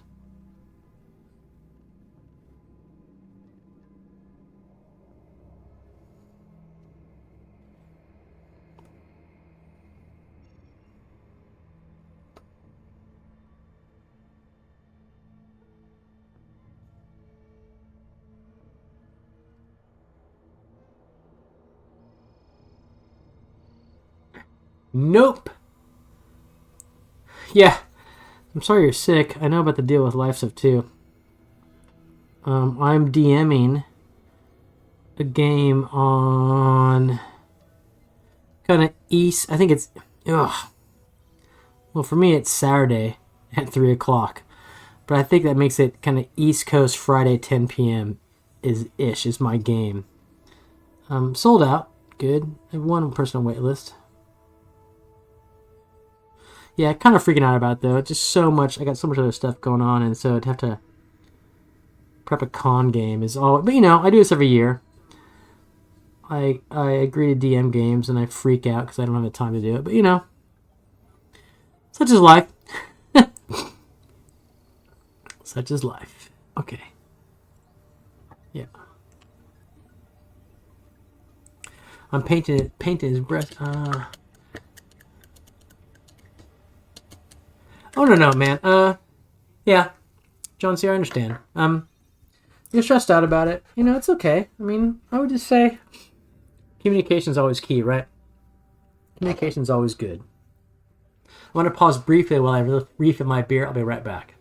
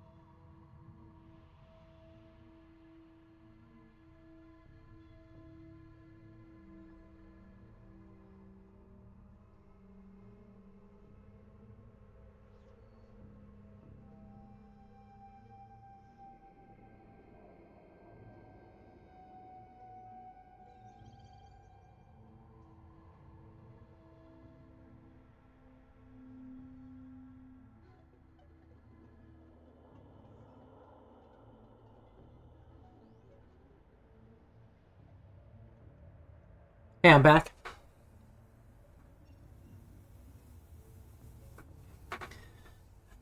I'm back. Still always good to have you all here while we paint some minis and talk about a variety of things, D&D otherwise. So pleased that you're all here. I will just kind of put up an ad for my Discord, which I think is really many of you are there. We use it to share mini pictures. I talk with the players in our Greyhawk campaign about stuff on there. So if anyone wants to join, they're welcome to.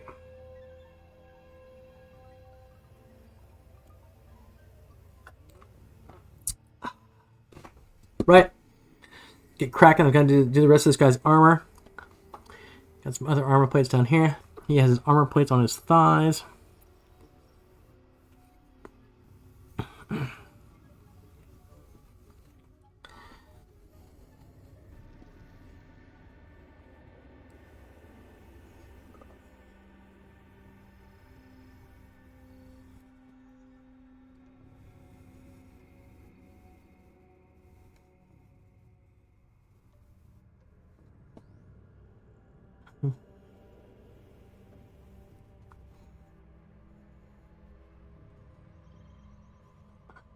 Mm-hmm.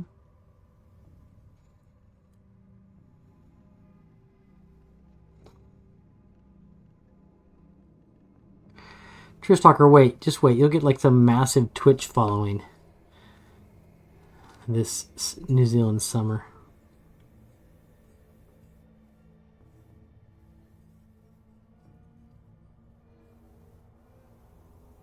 You'll become an influencer.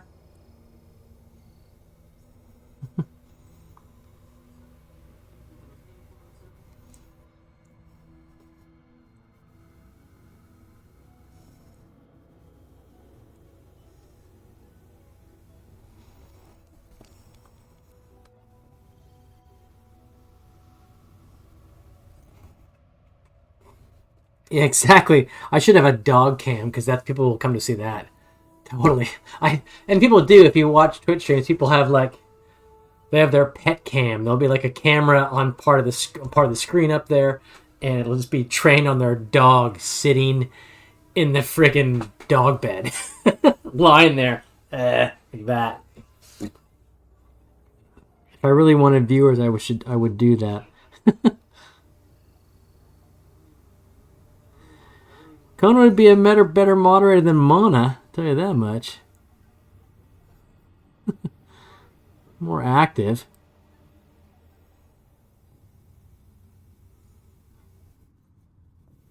Okay, I got that going on. It's got his metal plates there. He could be a mod. Okay. Gotta do his little. That's what that is. This guy's got a little butt covering. I have to do.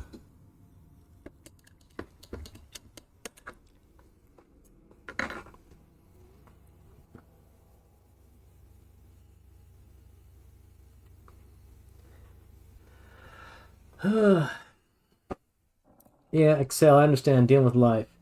I mean, my wife always asks me, why sign up to like DM virtual cons and do this kind of stuff? It's like, well, you don't sign up if you don't kind of like take the dive in the deep end, you know, it'll never happen. So I sign up a year in advance, and then when it comes to the time to do the thing, I'm like, oh my God. Why? Why'd I do this? I don't have time to do it.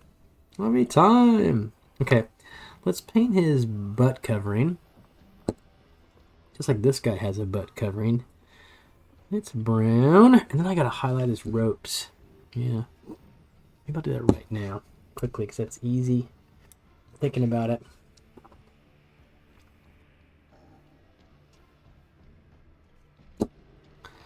So to highlight his ropes.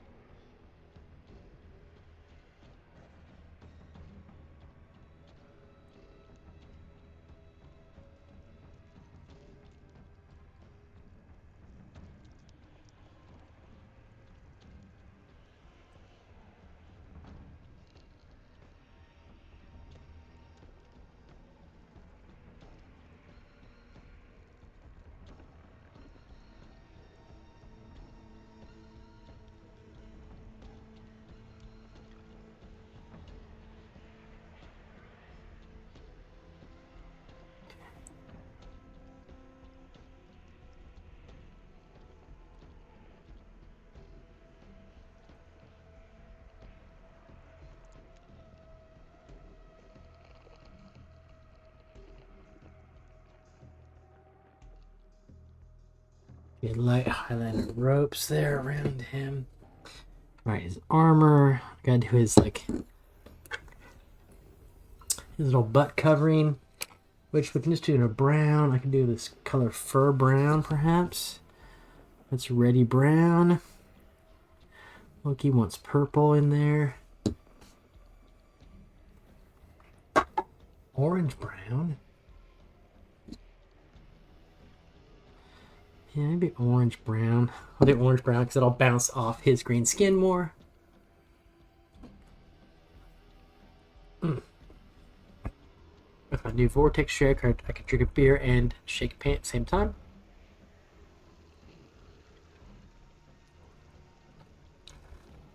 Such an advanced civilization we live in.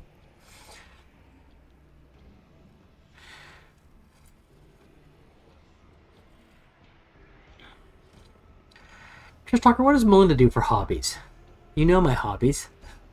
What does Melinda do for hobbies?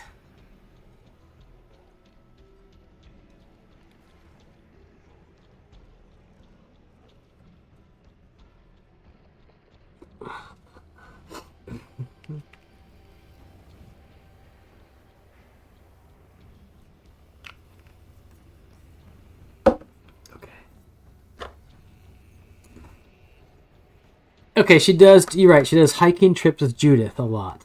I did know that. That sounds familiar.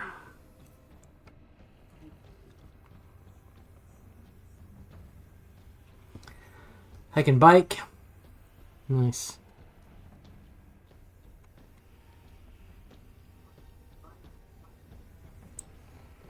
I did not paint this model in the correct order. So generally in painting minis, you're going to work from the inside out, right? So you begin with the stuff that's deepest in there. Skin. You know, it's going to be the deepest. And what's on top of that skin. And then the next thing that's on top of that skin. You know, an inner tunic, and then a cloak, and then, or skin, and then a necklace, and then a cloak, and then a blah, blah, blah. Because you want to go from, it's just easier to go from the inside out. But not always. I mean, not in all, you know, on all aspects. But this guy, his kind of like a little butt cloth he's got on here. I did not paint this. And that's underneath a bunch of other stuff. Like his belts and his swords and whatnot. So it's kind of a pain to go back and do this now. And if you mess up, you kind of got to do it over, but that's all right.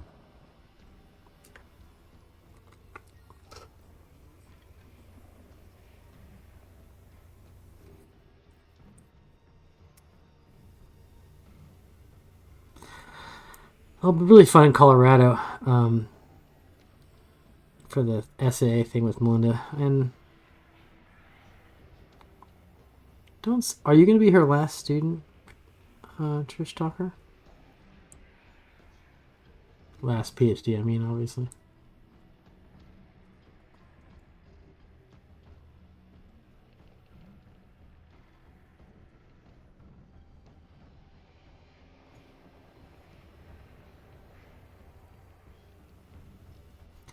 I suspect you will be.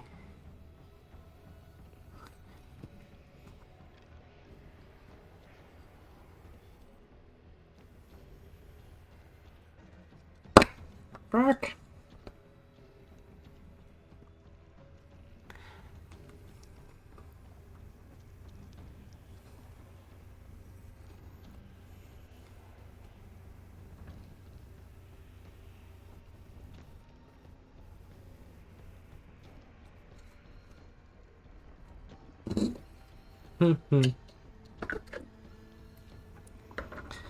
All right, bit of a stock take on this guy. There we are. His stand has been done for a while. His helmet's done. His face is done.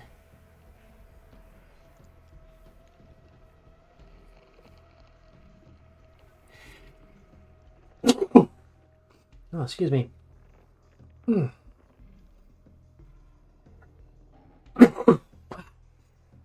His face is done. Some of his nipple breastplate armor is done. His ropes are done. His butt cloth is done. I've not done his swords or that thing he has in his hand, which I maintain as a hand grenade. So.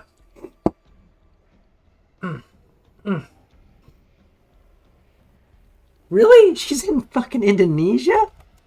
Really? I didn't know that.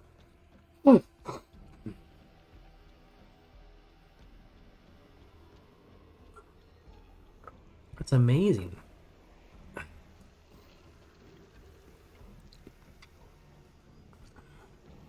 gotta do some. Sorry, wow.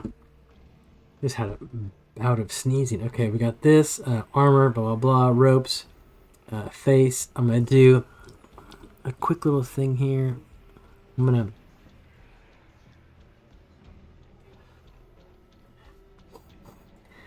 Sorry.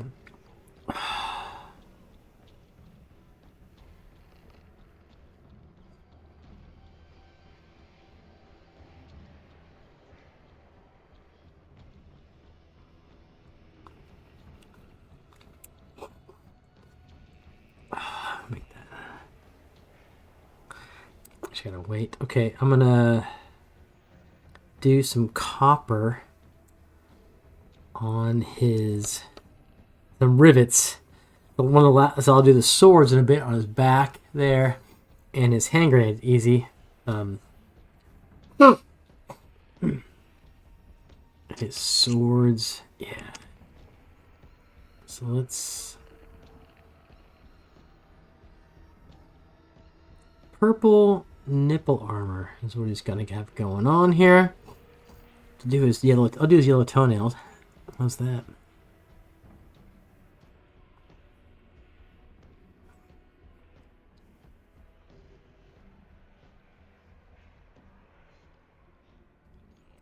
He's only got 4 toes, this poor guy.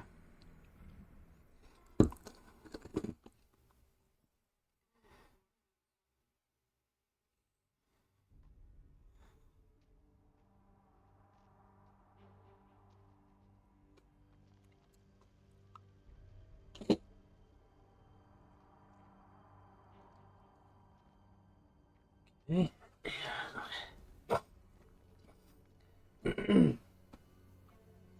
Okay, now I'll do that.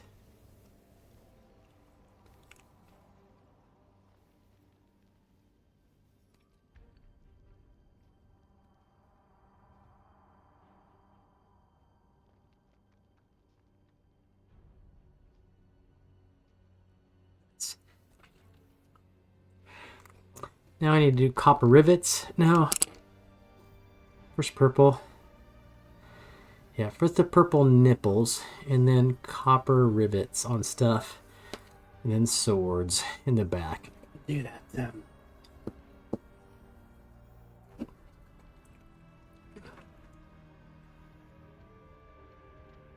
Back tomorrow. Okay, back tomorrow. I saw her walking on the corridor. She must have been gone for just about a week.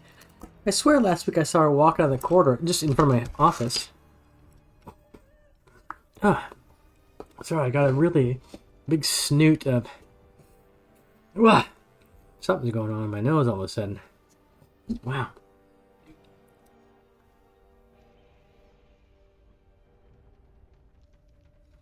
Okay.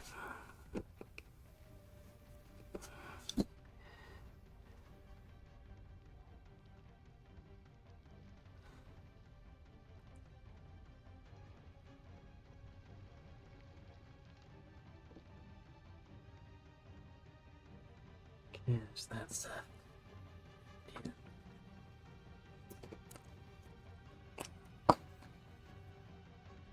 yeah. Wow. Sorry.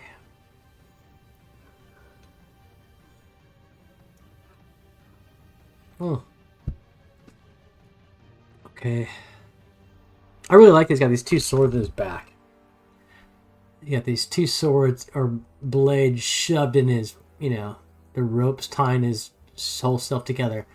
They're there on his back. That's really cool. These are really cool minis. These are minis that I got from some guy on Facebook. All of these goblins. And I've got like 15 of them. And I've painted... This will be the 3rd guy I've painted. So we're going to be painting goblins for a long time. And this guy, check this. This guy's super cool. Check this guy out. He's got like some kind of ad spike thing, a bow. Plus he's wearing this cool cap and like a handkerchief or balaclava on his mouth. So this is gonna be a cool guy to paint. Hey, Greyhawk, yes, Berlick never. Yeah, dual wielding goblin. But that guy's isn't that guy cool? I mean, he's gonna be fun to paint. 'Cause he's got this leather. I'm gonna make it a leather cap on his head, obviously, with his ears sticking out. And he's got earrings on his ears. He's got like a handkerchief around his mouth. Massive nose. This cool kind of like spike club with spikes and stuff through it, and then a bow. So these are really cool mini, and actually pretty uncomplicated to paint. Pretty simple. There's this guy. Who's not simple, but still, we'll finish him in a moment. We'll be done with him in a little bit here. I do like his swords in the back.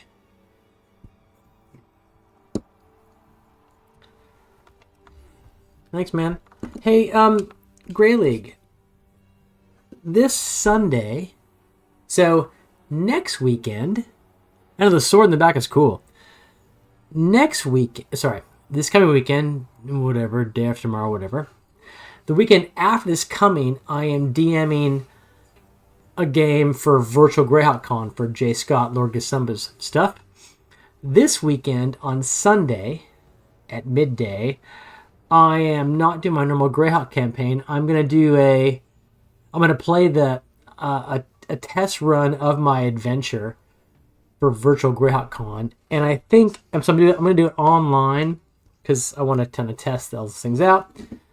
I have Alex lined up and Trish Talker lined up. Sorry. Alex lined up, Leo lined up, almost certainly Sam lined up, probably Andy.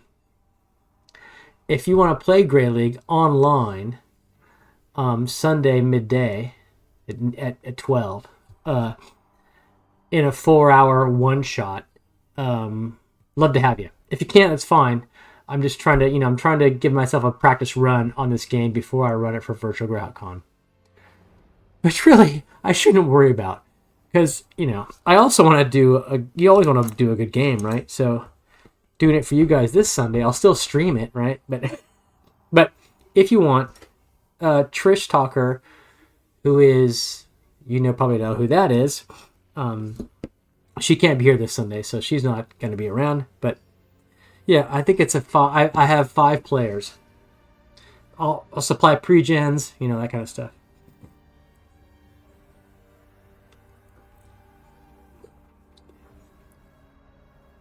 Depend on Velnius. Who's Velnius? Now I want to know who Velnius is.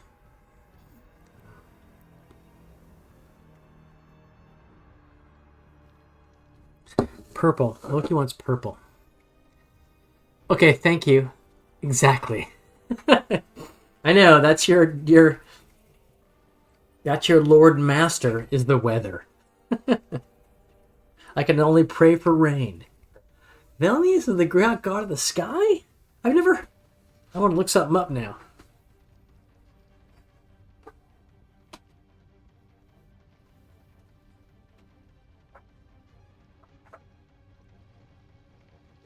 Let us go to Greyhawk Gazetteer, Living Greyhawk Gazetteer, which has a big, gigantic section on deities, as you know. Alphabetically ordered. There's so many friggin' Vatun, Vecna, Velnius. There we are.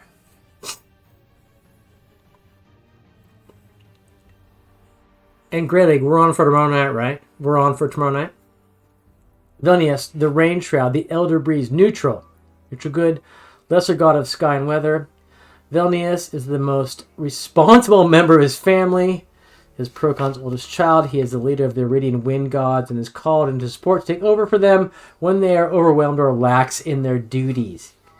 He is shown as tall man of middle age with white hair and a cloak of feathers from which pours water and lightning. He's allied with his family members, friendly with neutral or druidic deities, and opposes Kurel. His symbol is a bird perched on a cloud. The italics in this are his creed, essentially, right? The sky is the dome of heaven, from which flow the necessities of life.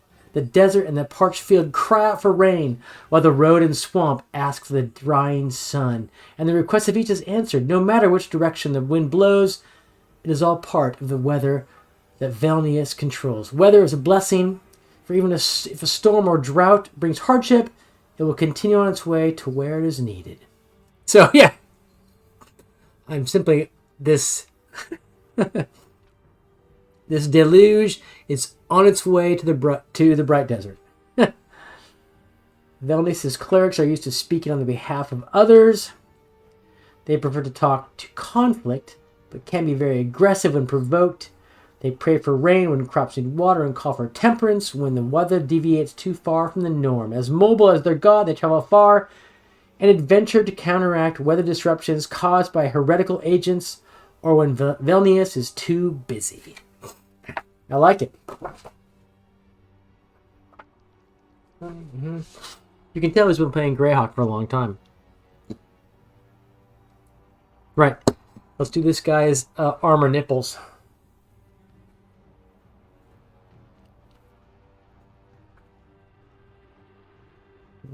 God,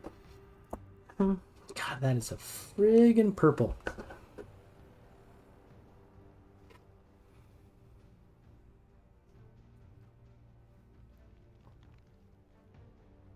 God,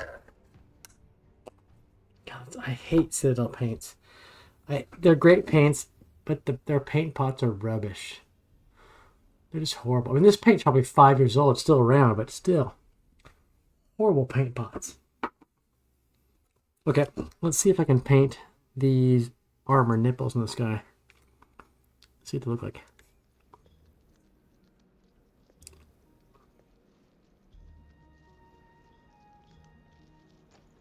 Okay.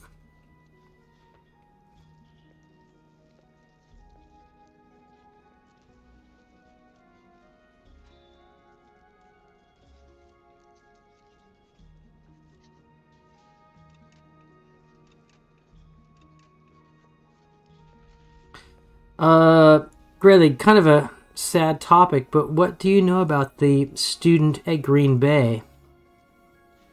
Because we know nothing, and that's fine. To know nothing about something like that, but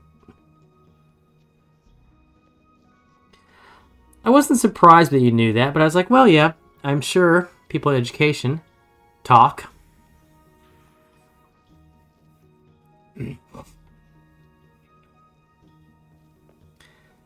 Yeah, I think I think I can play tomorrow a bit later than 10. Yeah, no, I'd like to finish it too. I think it'd be great to finish it. Yeah, let's shoot for that. Lily has an event to attend, and so she'll be out. Yeah, so no, I'm cool to try to finish it. I'll buy 3 beers in advance of the game instead of my normal 2.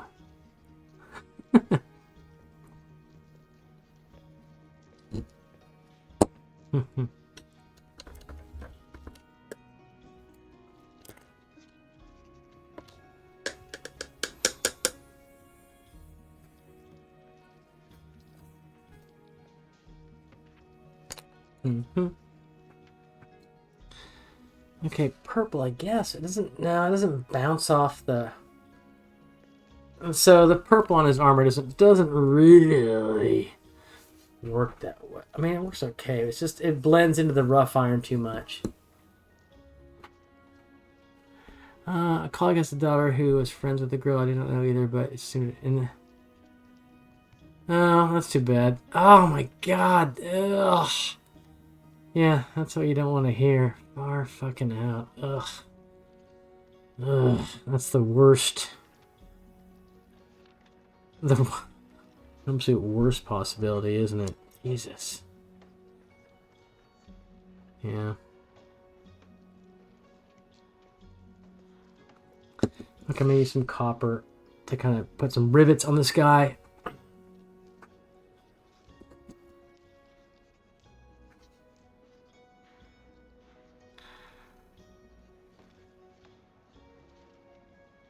Yeah, Jesus.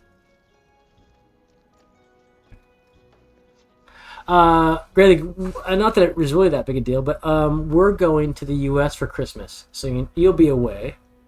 But yeah, we too will be. We'll be for between 2 and 3 weeks. We'll be in the States at my mom's house in Seattle area. You won't be here, so it'll be deal. But yeah, so. Yeah, this is what we'll be doing. So my mom gifted us with travel. She bought tickets for us all to go, which is a huge expense, as you probably know. Yeah, so we're going to the U.S. for Christmas. It's an American Christmas, which itself can be problematic, but yeah, great gift. Not problematic, just the U.S.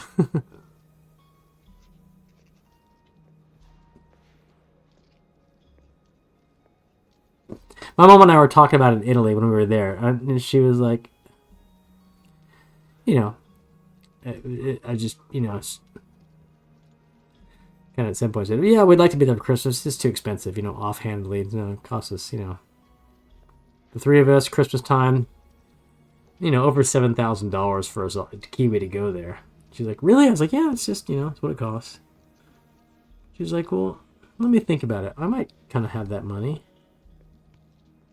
I was like, okay. I mean, honestly, no, no pressure. But if that's, that's what you want to do, I'm sure we can make it work. Yeah.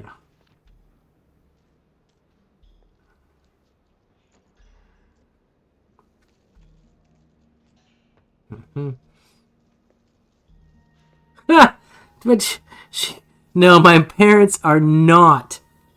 My father, who's passed away, they were not smart money managers at all. You would cringe, Greyhawk, at their money management skills. But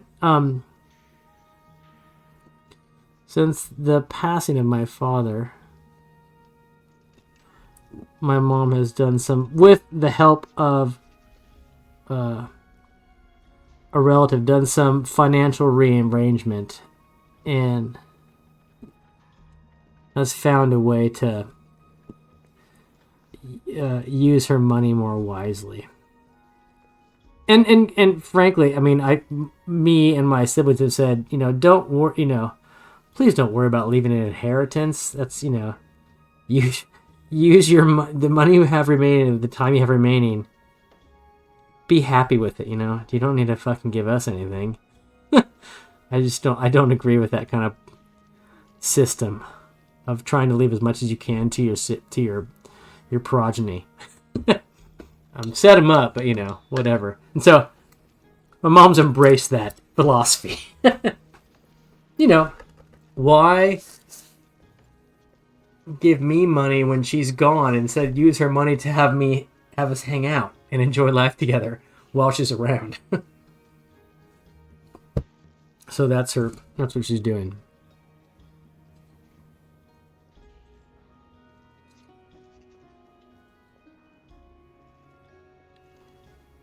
Yeah, this guy's really cool. This guy's standard. I've tried to make this guy. I realized this guy had like runes on his standard, and I don't know if I did them that well. And I kind of did them in like a green. And I was like, wait a second, that matches the skin too much. So I did them in orange. So his runes are in green, orange, and kind of whitey stuff on this standard. And now I realize I'm gonna have to figure out what those runes mean in Goblin. I'll have to make up a story about that. So that's the next step. Okay, yes, I'm gonna make him white. So, don't know if everyone will agree with this, but how's this? The little nipply things on his armor.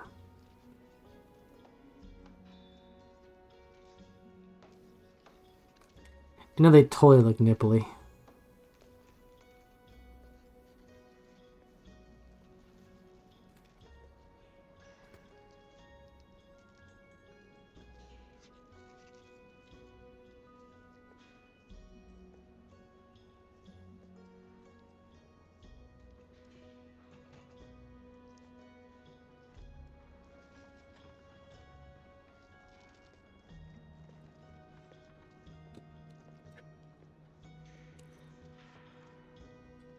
He's got this handheld grenade thing and this armor.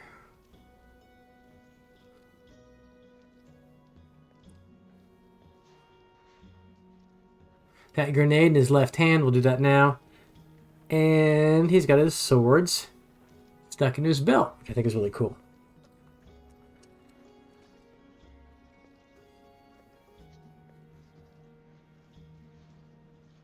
I'm going to take the briefest of breaks. Be back in just a moment. I'm trying to make it so you can see this guy.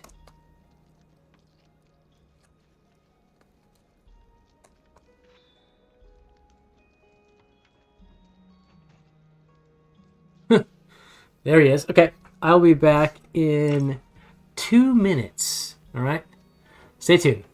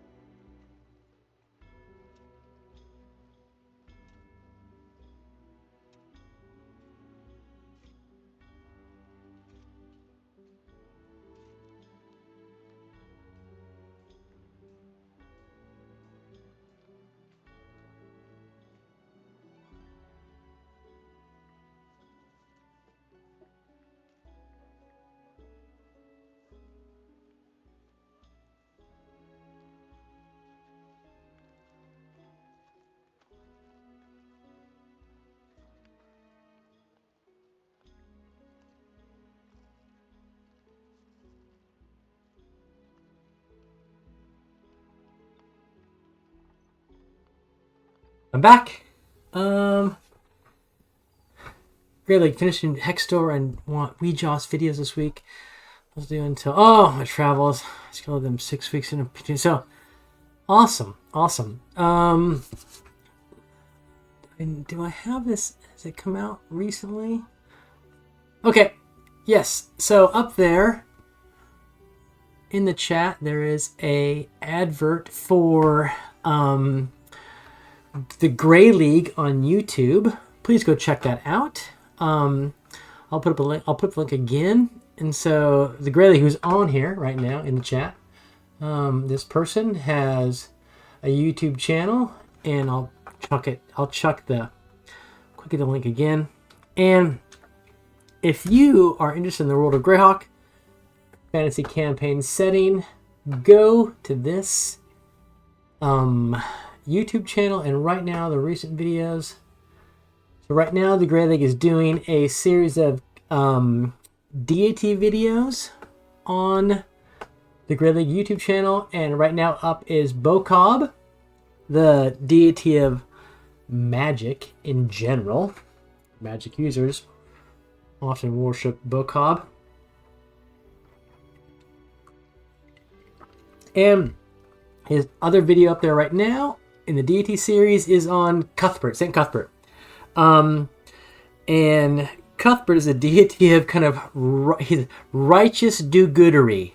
If you know anything about the kind of World of Greyhawk setting, you might know about the conflicts between Cuthbert and absolutely Cuthbert and Ayuz, and yeah, and the Grey League's question on his video up there is once mortal Cuthbert. So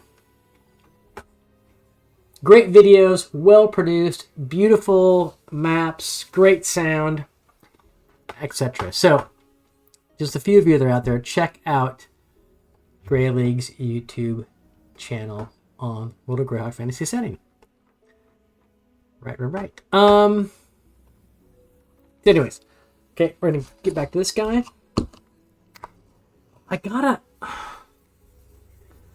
Yeah, as we've talked, Grey League, I need to set aside time to watch your stuff. Maybe that's what.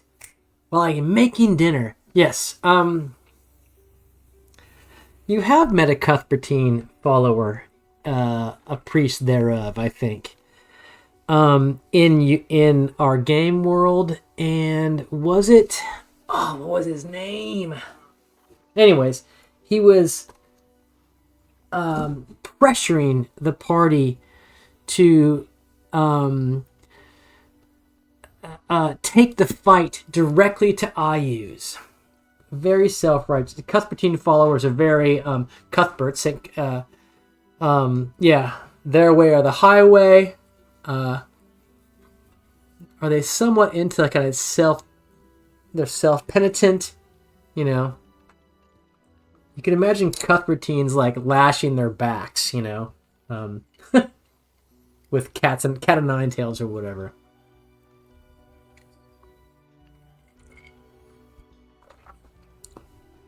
You could see a Cuthbertine doing that. And maybe, well, followers of evil lion deities as well, like of Hextor and whatnot, but for different reasons. Finlay, that's it. Thank you. Did you look that up?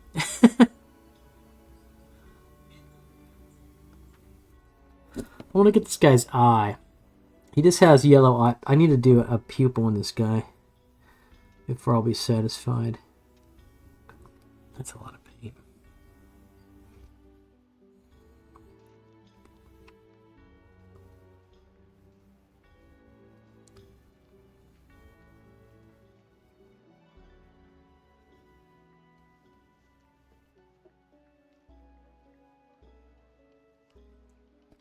There we go. That's a bit better. Ha! I know. Trish Tucker has got a really cool kind of player character journal that she got in the US when you were there last, right? And you actually gave one to Sam too, I think. Did you not?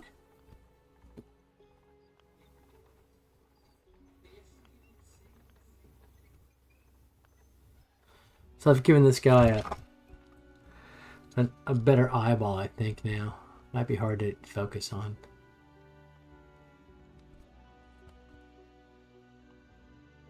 His eyeball's like rolling top of his head. But he does have an eyeball now.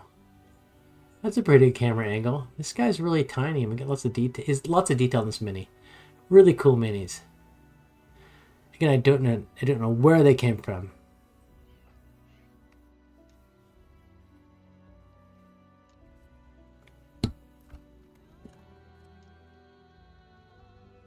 What's CZ, Trish Talk? What's that?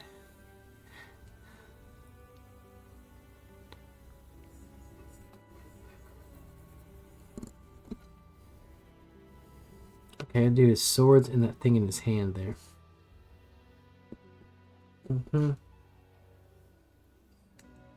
Oh, okay, because, okay. I asked because there is, there's a game company called CZRPG. A kind of a small scale producer of 5e content modules and all kinds of stuff on like DM's Guild, and I've used some of CZRPG's stuff in our games. My friend Guild Superior, they also a streamer guy who I've played with Shadow Dark, I've also played with him at GaryCon, and one of his, he's from Minnesota. No, sorry, Michigan, Duluth. Right. One of his sponsors is CZ RPG, a guy who makes lots of content. Again, it's available on DM's Guild. So I thought maybe you were referring to CZ RPG.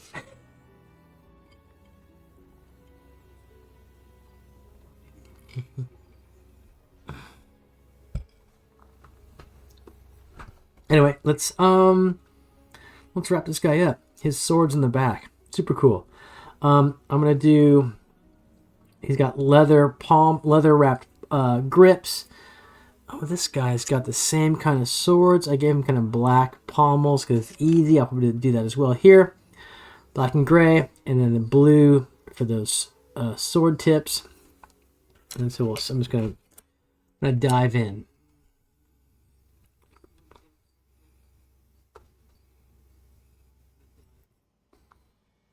This is a 5.0, isn't it? No, 3.0 is so small.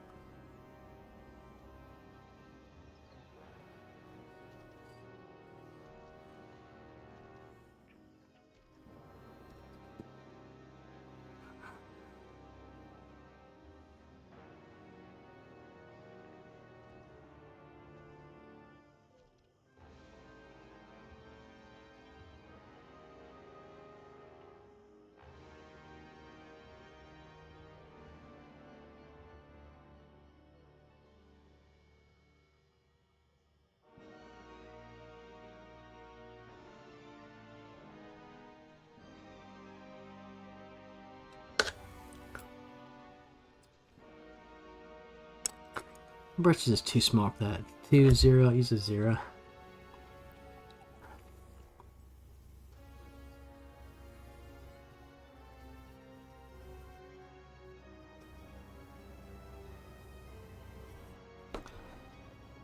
These pommel parts.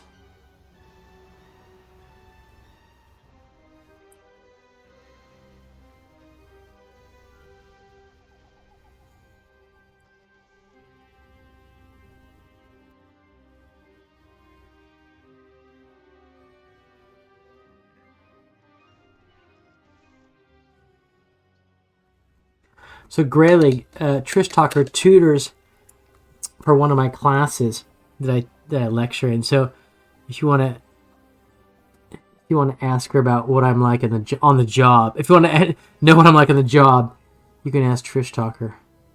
She can give you the lowdown on my 9 to 5 persona.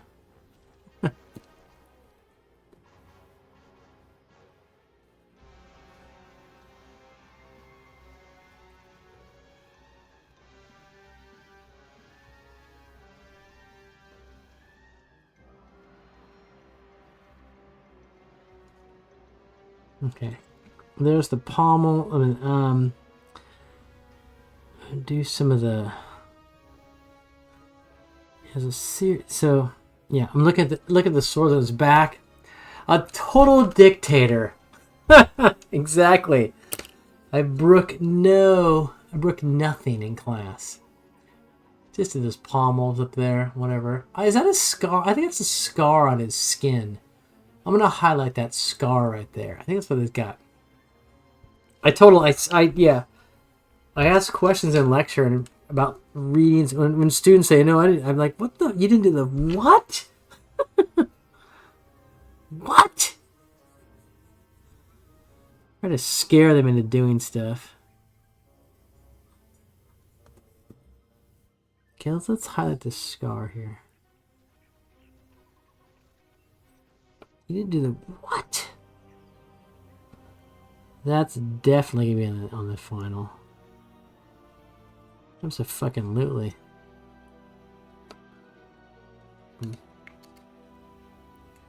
It is true. It is true. I often tell them everything I say is a lie. It's all much more complicated. And a Fair Share Uni course? For God's sakes. Everything you say is a half-truth.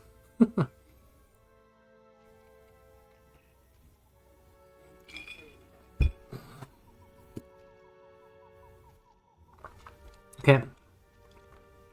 Let's some work here.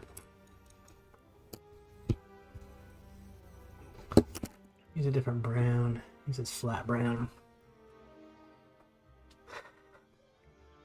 But isn't it, Trish Talker, who have you tutored for besides me and Thane and who else? No.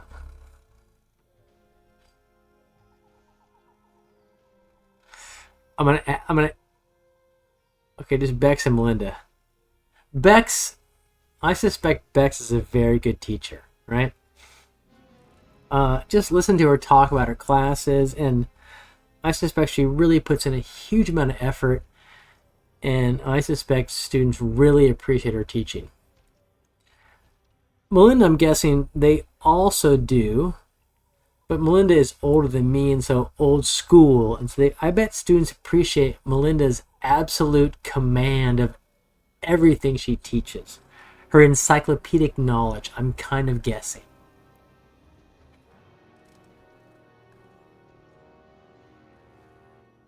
Whereas I don't know what I do. I think I'm kind of like P.T. Barnum, just the ringmaster in the circus.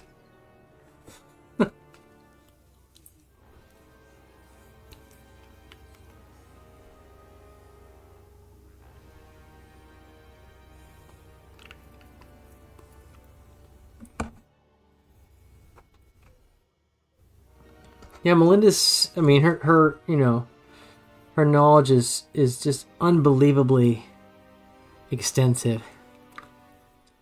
And students probably don't realize that, how gifted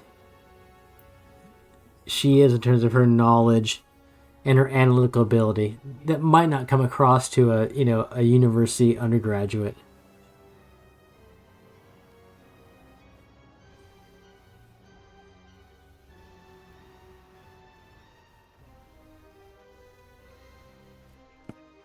And I'm just the ringmaster. I see myself this way as the kind of, honestly, I'm not hyper concerned with accuracy. I'm more concerned with lighting a fire in people's minds. And if the details of what I'm saying are not perfectly on, I'm okay with that.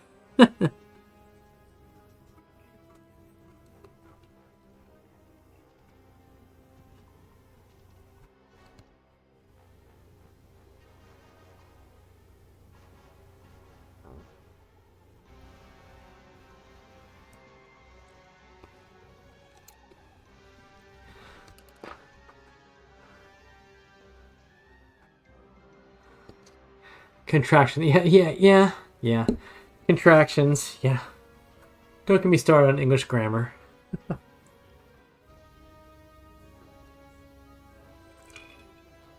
I do, as I said before, I like editing work in terms of grammar and style, because you can immediately see an improvement. It's very satisfying to make something better, to objectively make something better. And with editing, writing, my own and others, you can do that. You can, if you have a good knowledge of grammar and style, which I think I do in English, you can, this is now a better product because of my effort. And that's pretty satisfying. The ringmaster, I'm totally the guy leading the circus, right? That's one way to think about it. But seriously, today I was talking to students same thing I said in 108 yesterday. In 306 today, I was really kind of like, I started thinking about the university strike and and the low attendance of lecture, and I just at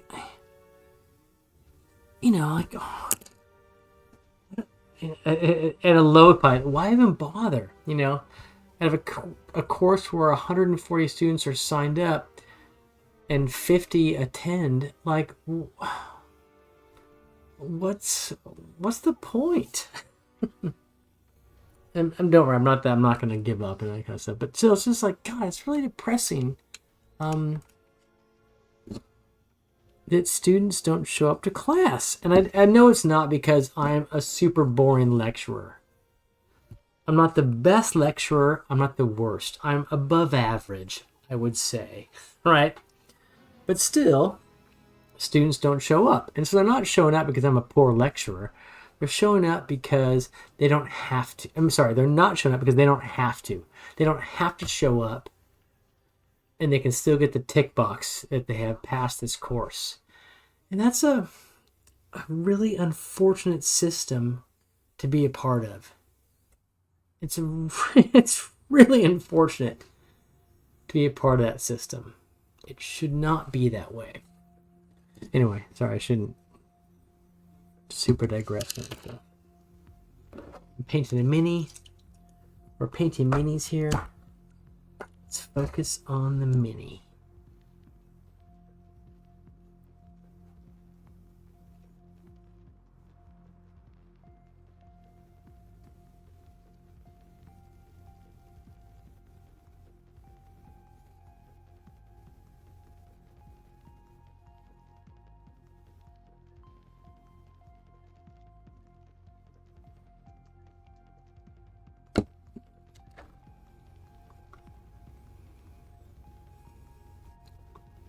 Fuck.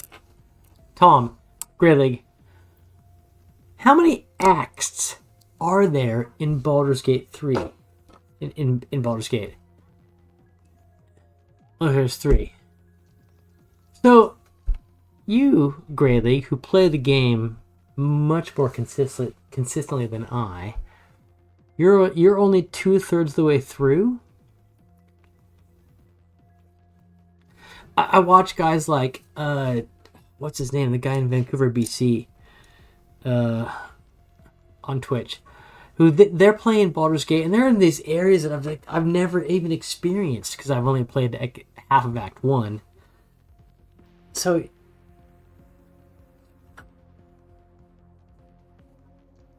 Act 3 is for July? You mean like next year, July?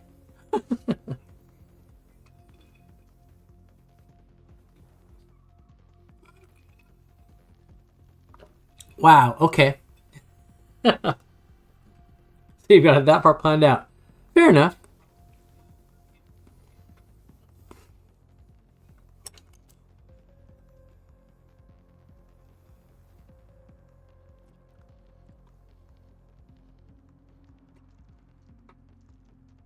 Hi. Do you want to see how he's turned out in your absence? You want to give me your devastating opinion? You put it in the light. What? In the light. He looks like Apu wearing that multi-nipple vest to feed his babies in that one episode, right? Seriously. Right? Okay, yeah. Don't you think? It's not. Well, what can I do? What do you mean it's not working? I can't, Show it to me up close, and I can't see for sure. But like, what can you? I mean, he's got bronze kind of armor plate. I mean, purple, but some white dots on his nipples. His 6 nipples on his armor. I think you like saying that. Nipple? Yeah, whatever. Maybe you need to introduce some purple. Where? Like, try brushing on the blue or something. Just introduce the purple somewhere else. Okay. I mean, it just doesn't look shitty. Ah, nice. It doesn't look shitty. Nice.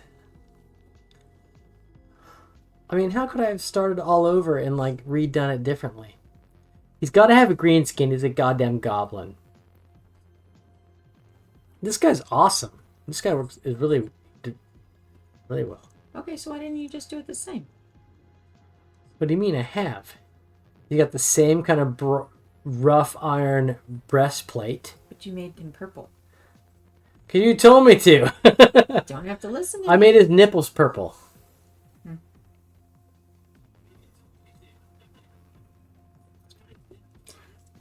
how you can stand listening to that. Your echo. I can't hear that much. Echo. Barely. Very barely. I have in my ears I have a soundtrack playing Oh. that everyone else can hear. Yeah. Okay, thank you, bye. I need to call Friday. Okay. Okay. So it's a thumbs down on the nipple armor plate. That's alright though. I got like 17 more goblins to paint. Seriously though, I have like about 6 goblins from a painted years ago from a Lord of the Rings set.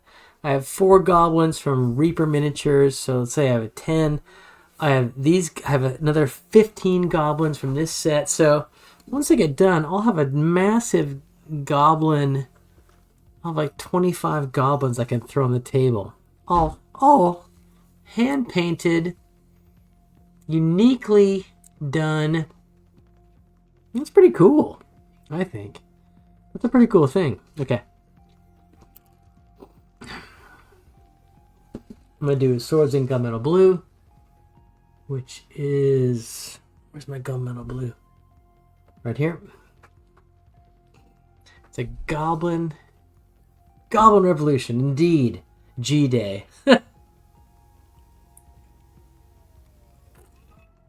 But really, I need to have a lower level set of players. Because I could throw 25 goblins at you guys, Trish Talker, and you could deal with that pretty much no problem. 5 goblins a player. You guys are all 7th to 9th level. You could deal with that. But when 25 goblins, descend upon a bunch of 3rd level players, holy shit. They're screwed, and they've got to make some serious decisions. And that's what's more fun, you know. But whatever. Yep. Yeah, terrifying. So think when you're 3rd level, 30 goblins attacking you. Holy shit. You guys, 25 goblins, 30 goblins. Yeah, you're going to suffer, but you'll survive. You'll make it. You will.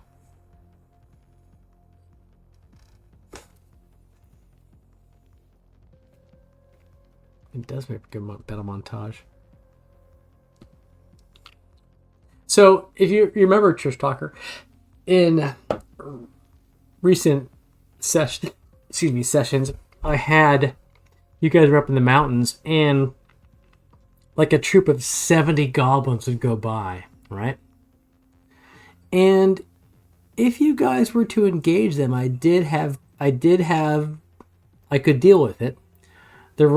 So if you 5 players, were going to fight 70 goblins, for example, I was going to move to a system whereby we don't roll for every 70 goblins. We roll for a bunch at a time. I make a roll, and I use a particular set of a roll to like decide how many goblins hit you, etc.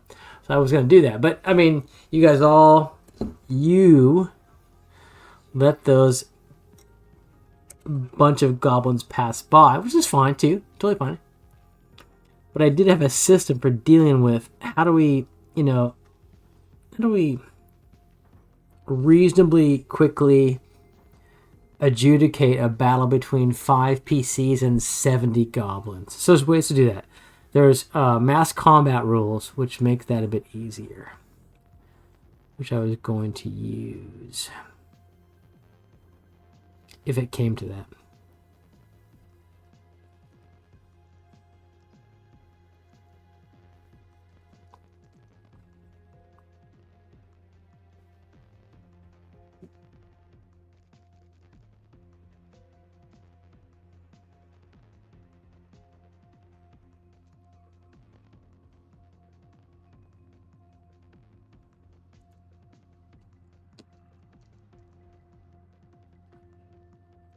This is really hard.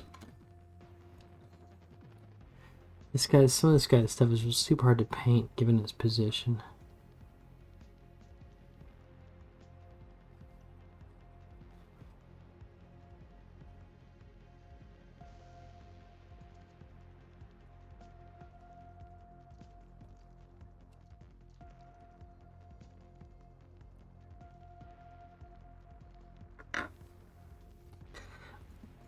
Are you playing Cthulhu, Trishtalker?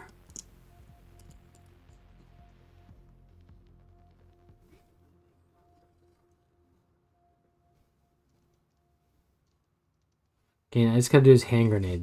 This thing he's holding in his hand here.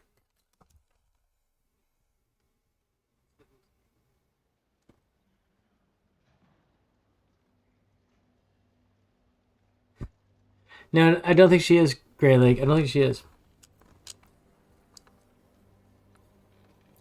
She's playing, I think, Trish, you're playing Thursday nights with Andy, right? But you guys are playing D&D 5e in his kind of homebrew world.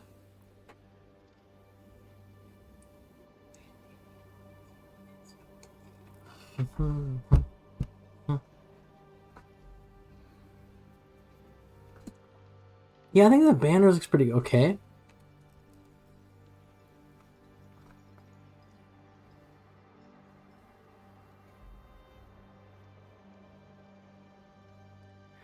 There's a lot of similar colors on this model. I mean, I often try to think about contrast and whatnot, make things pop out, but you know, this guy's okay.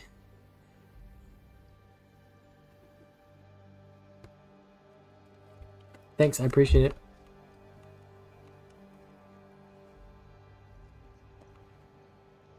Okay, let me get this guy better.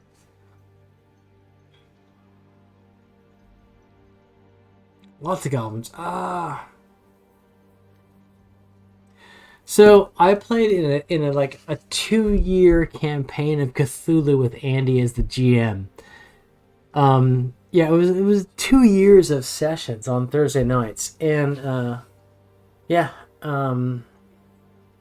we actually survived, and survived.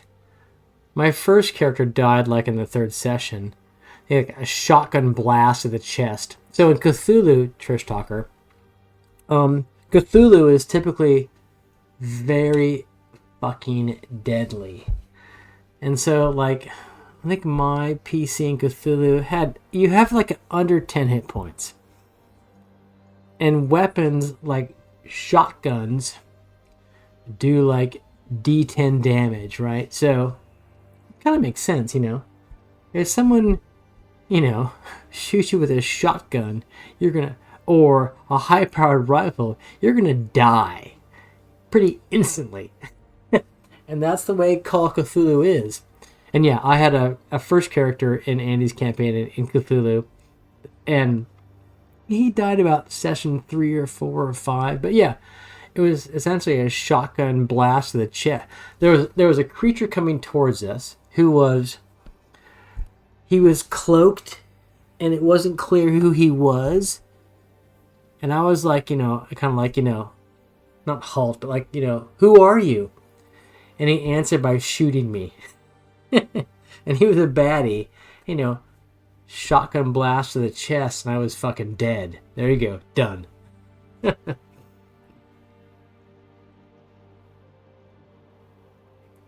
Well, so Call of Cthulhu is another role-playing game, different rule set, but a D20 system, but just it's much more harsh, easier to die.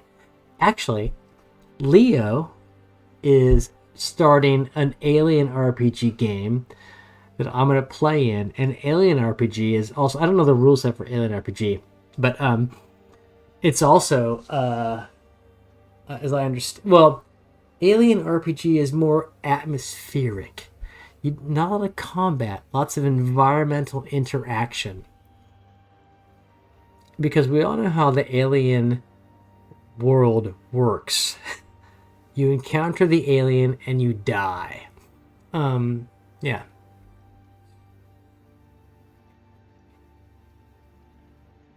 Yeah, Greyhawk, I agree. Yeah, 5e Pathfinder, about heroes battling, things like Alien RPG, Call of Cthulhu. They're about interacting in the world and trying to survive by the skin of your teeth. And if you barely survive, that's fantastic. The default is you die quickly.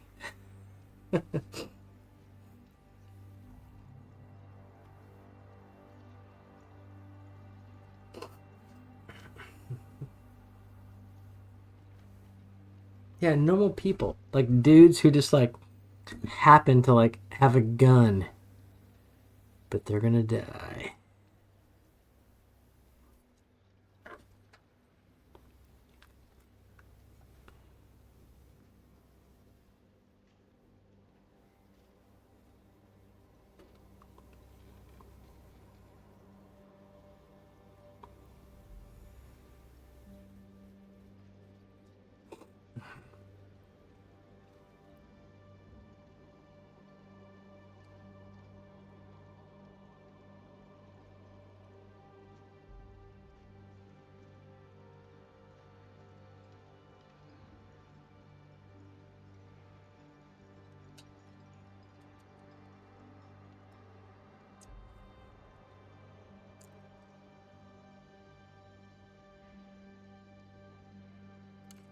Hmm.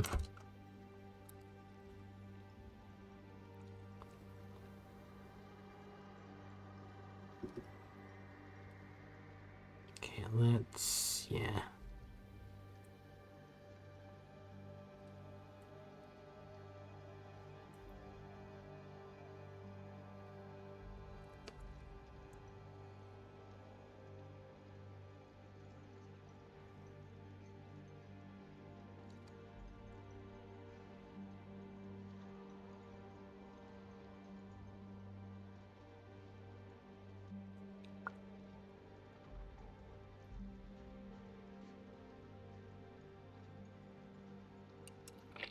I'm trying to cover up my fuck ups here.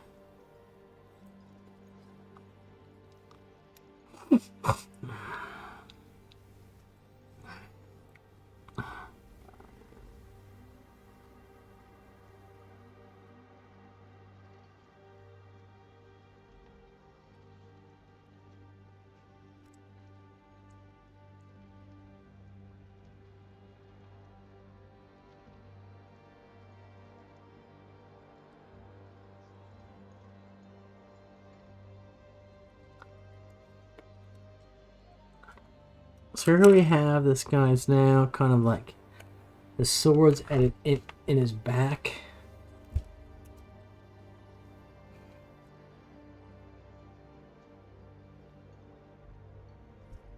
And if I go back, got these two daggers or swords in his back. Slip through the ropes that like tie his armor on and also tie his butt cover on, etc. The front side, etc. He can stick exactly right there between his well-defined scapula. Exactly. I don't know why more people don't mini paint, because it's not terribly difficult to do this. And this guy looks so cool. You know, just think about, like, look at his kind of scapula back there. And his daggers. Or short swords. It looks cool. Not that difficult to do this. If I can do it, anybody can.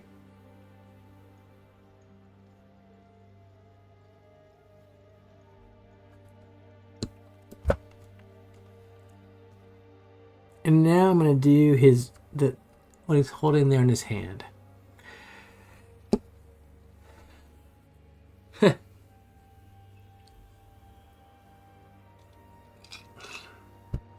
So, this guy, in the same series, he also has one of these things. Sorry. I painted that in this blue color. This like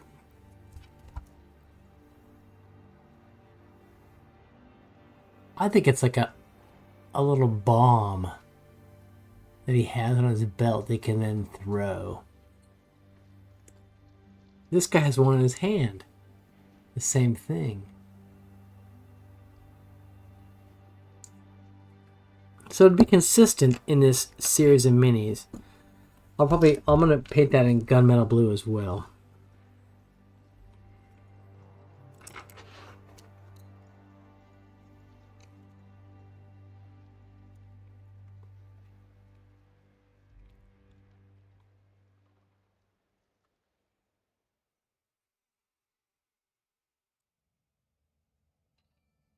Hey, who was that? That was somebody. Long live Chow 87 Twitch Scam You has followed us. It sounds like a bot, but whatever. It sounds a bit dubious. I think everyone will agree. But you know, long live the bots. I now have like 188. No, sorry, not 100. Like 488 or so followers. It'd be cool to get 500. Not, I don't know why. Obviously, it's not my day job because I put more effort into it. But you know, 500 followers would be a neat kind of thing to have on Twitch. Yeah, Twitch, as opposed to like kind of like the 10,000 followers my friends have. But whatever. Not my day job. Okay, so there's this little hand grenade.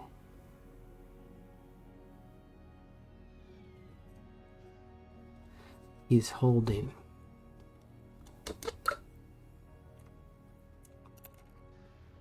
I'm gonna let that dry for like 30 seconds. And then I will do some things to highlight that blue metal hand grenade that he is holding.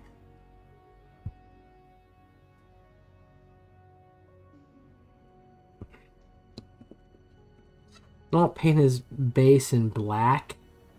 Then I'm going to paint this guy in black and dry brush him in gray and white. So he can be the next goblin we deal with. So like I said, I have like 15 or so goblins in this series that I bought from some dude on the internet.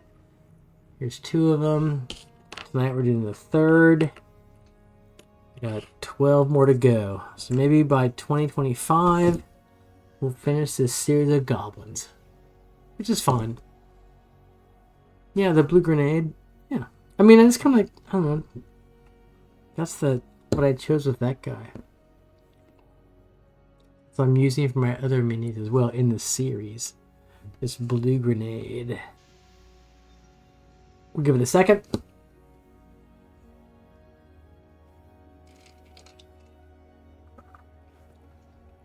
And we will then, yeah.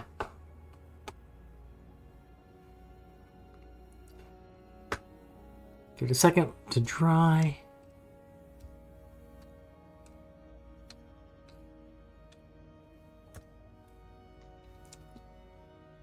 I can blow on it.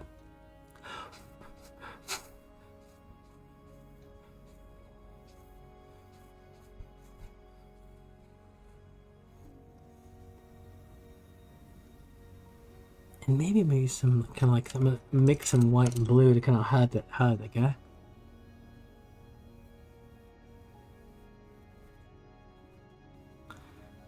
So I'm mixing paint on my wet palette over here.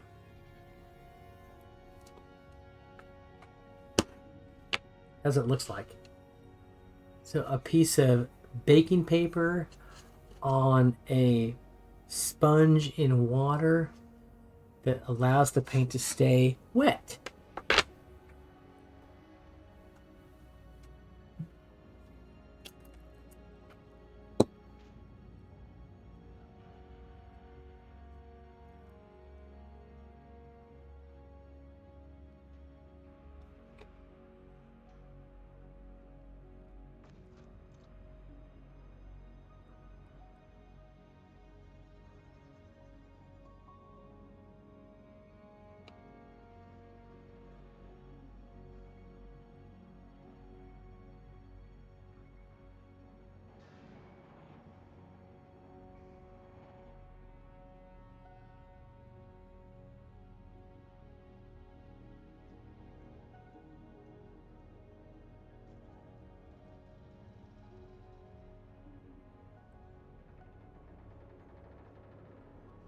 was the hand grenade.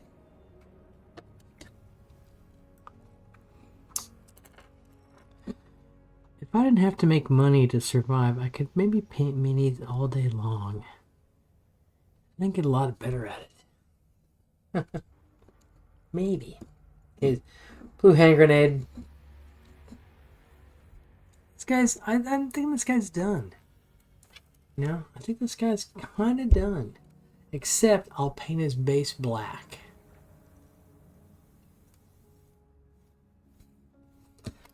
And I'll do that right now.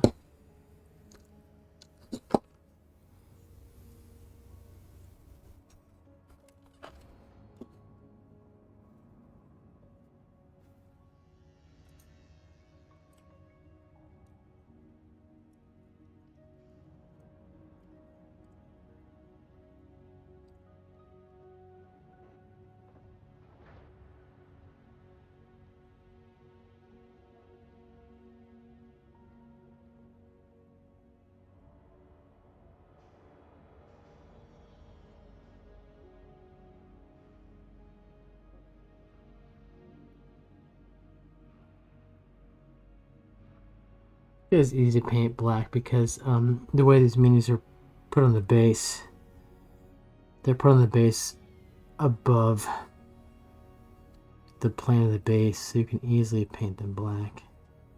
Easily paint the base.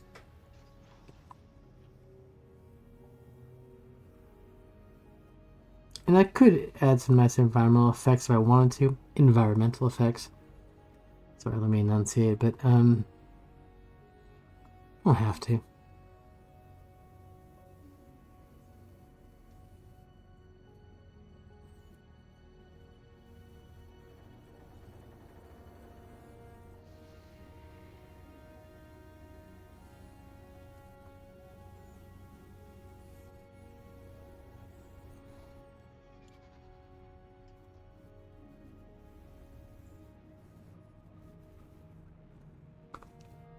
I can just go on the edge.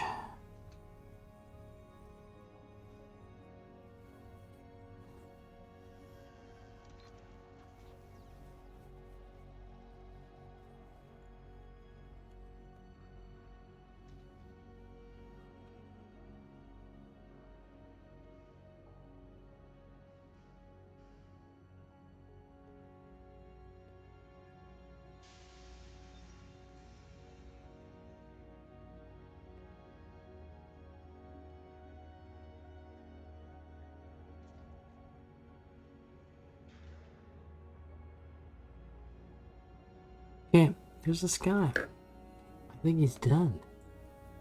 One more little, actually, sorry. A little splurge there, black.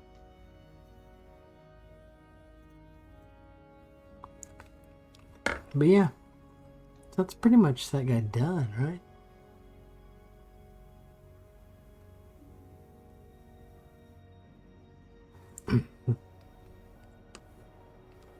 He fits with the other guys.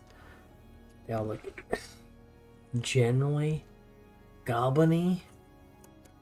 Like they belong to the same set of dudes.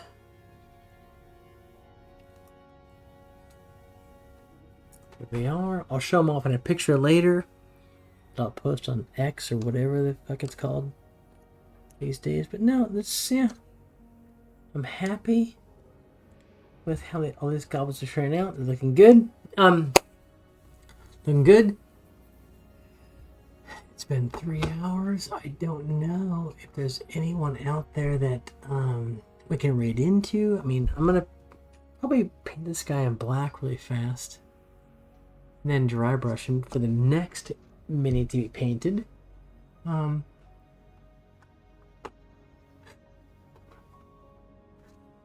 Thank you all for being. Hey, Dirty Dwarf. Good to see you, Scott.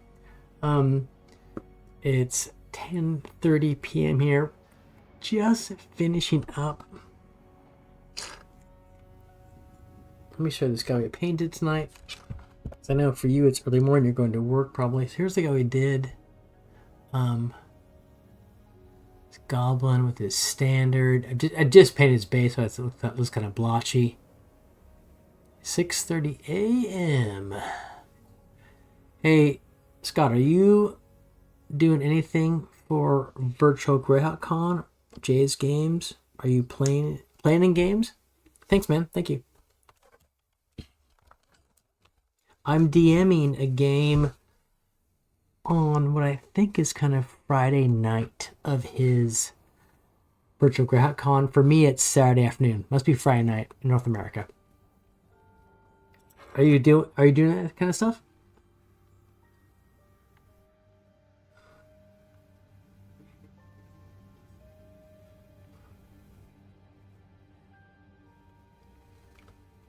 Just a few of us here.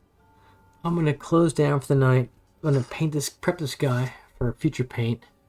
We can raid into Esmeralda, who is in the UK and paints minis. She likes to read. She likes to read from Lord of the Rings. She's doing that now, I think. We could raid into GM Workshop, a dude from Vancouver, BC, who is currently playing Baldur's Gate. Greyhawk, you might want to hear about that. I'm supposed to play CNC for 6 hours, but now... Oh, I'm sorry, Dirty Dwarf. Shoot. Whose CNC game? Was it Rob, Phantom MJ? We could raid into Mike Moons, another UK painter. I might raid into GM Workshop. Okay, Rob's game.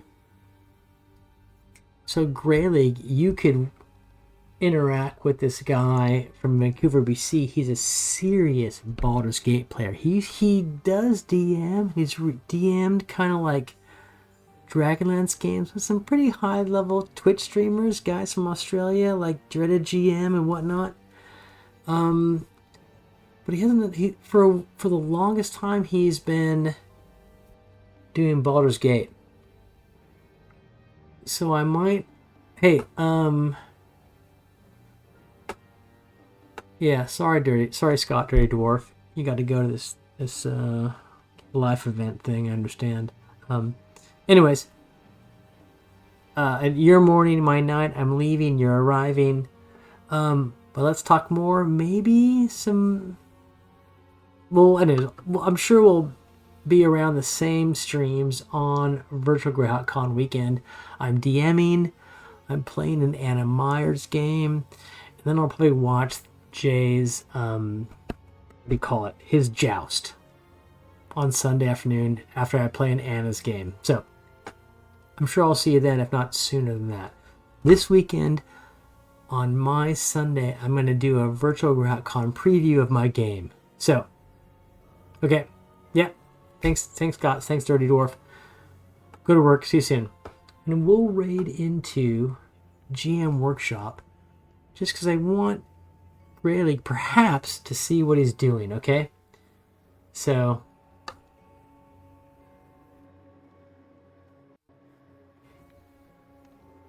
we'll see how that goes. Anyways, thanks everyone for showing up, and I'll see you this Sunday or next Wednesday night, New Zealand, for mini painting. Awesome.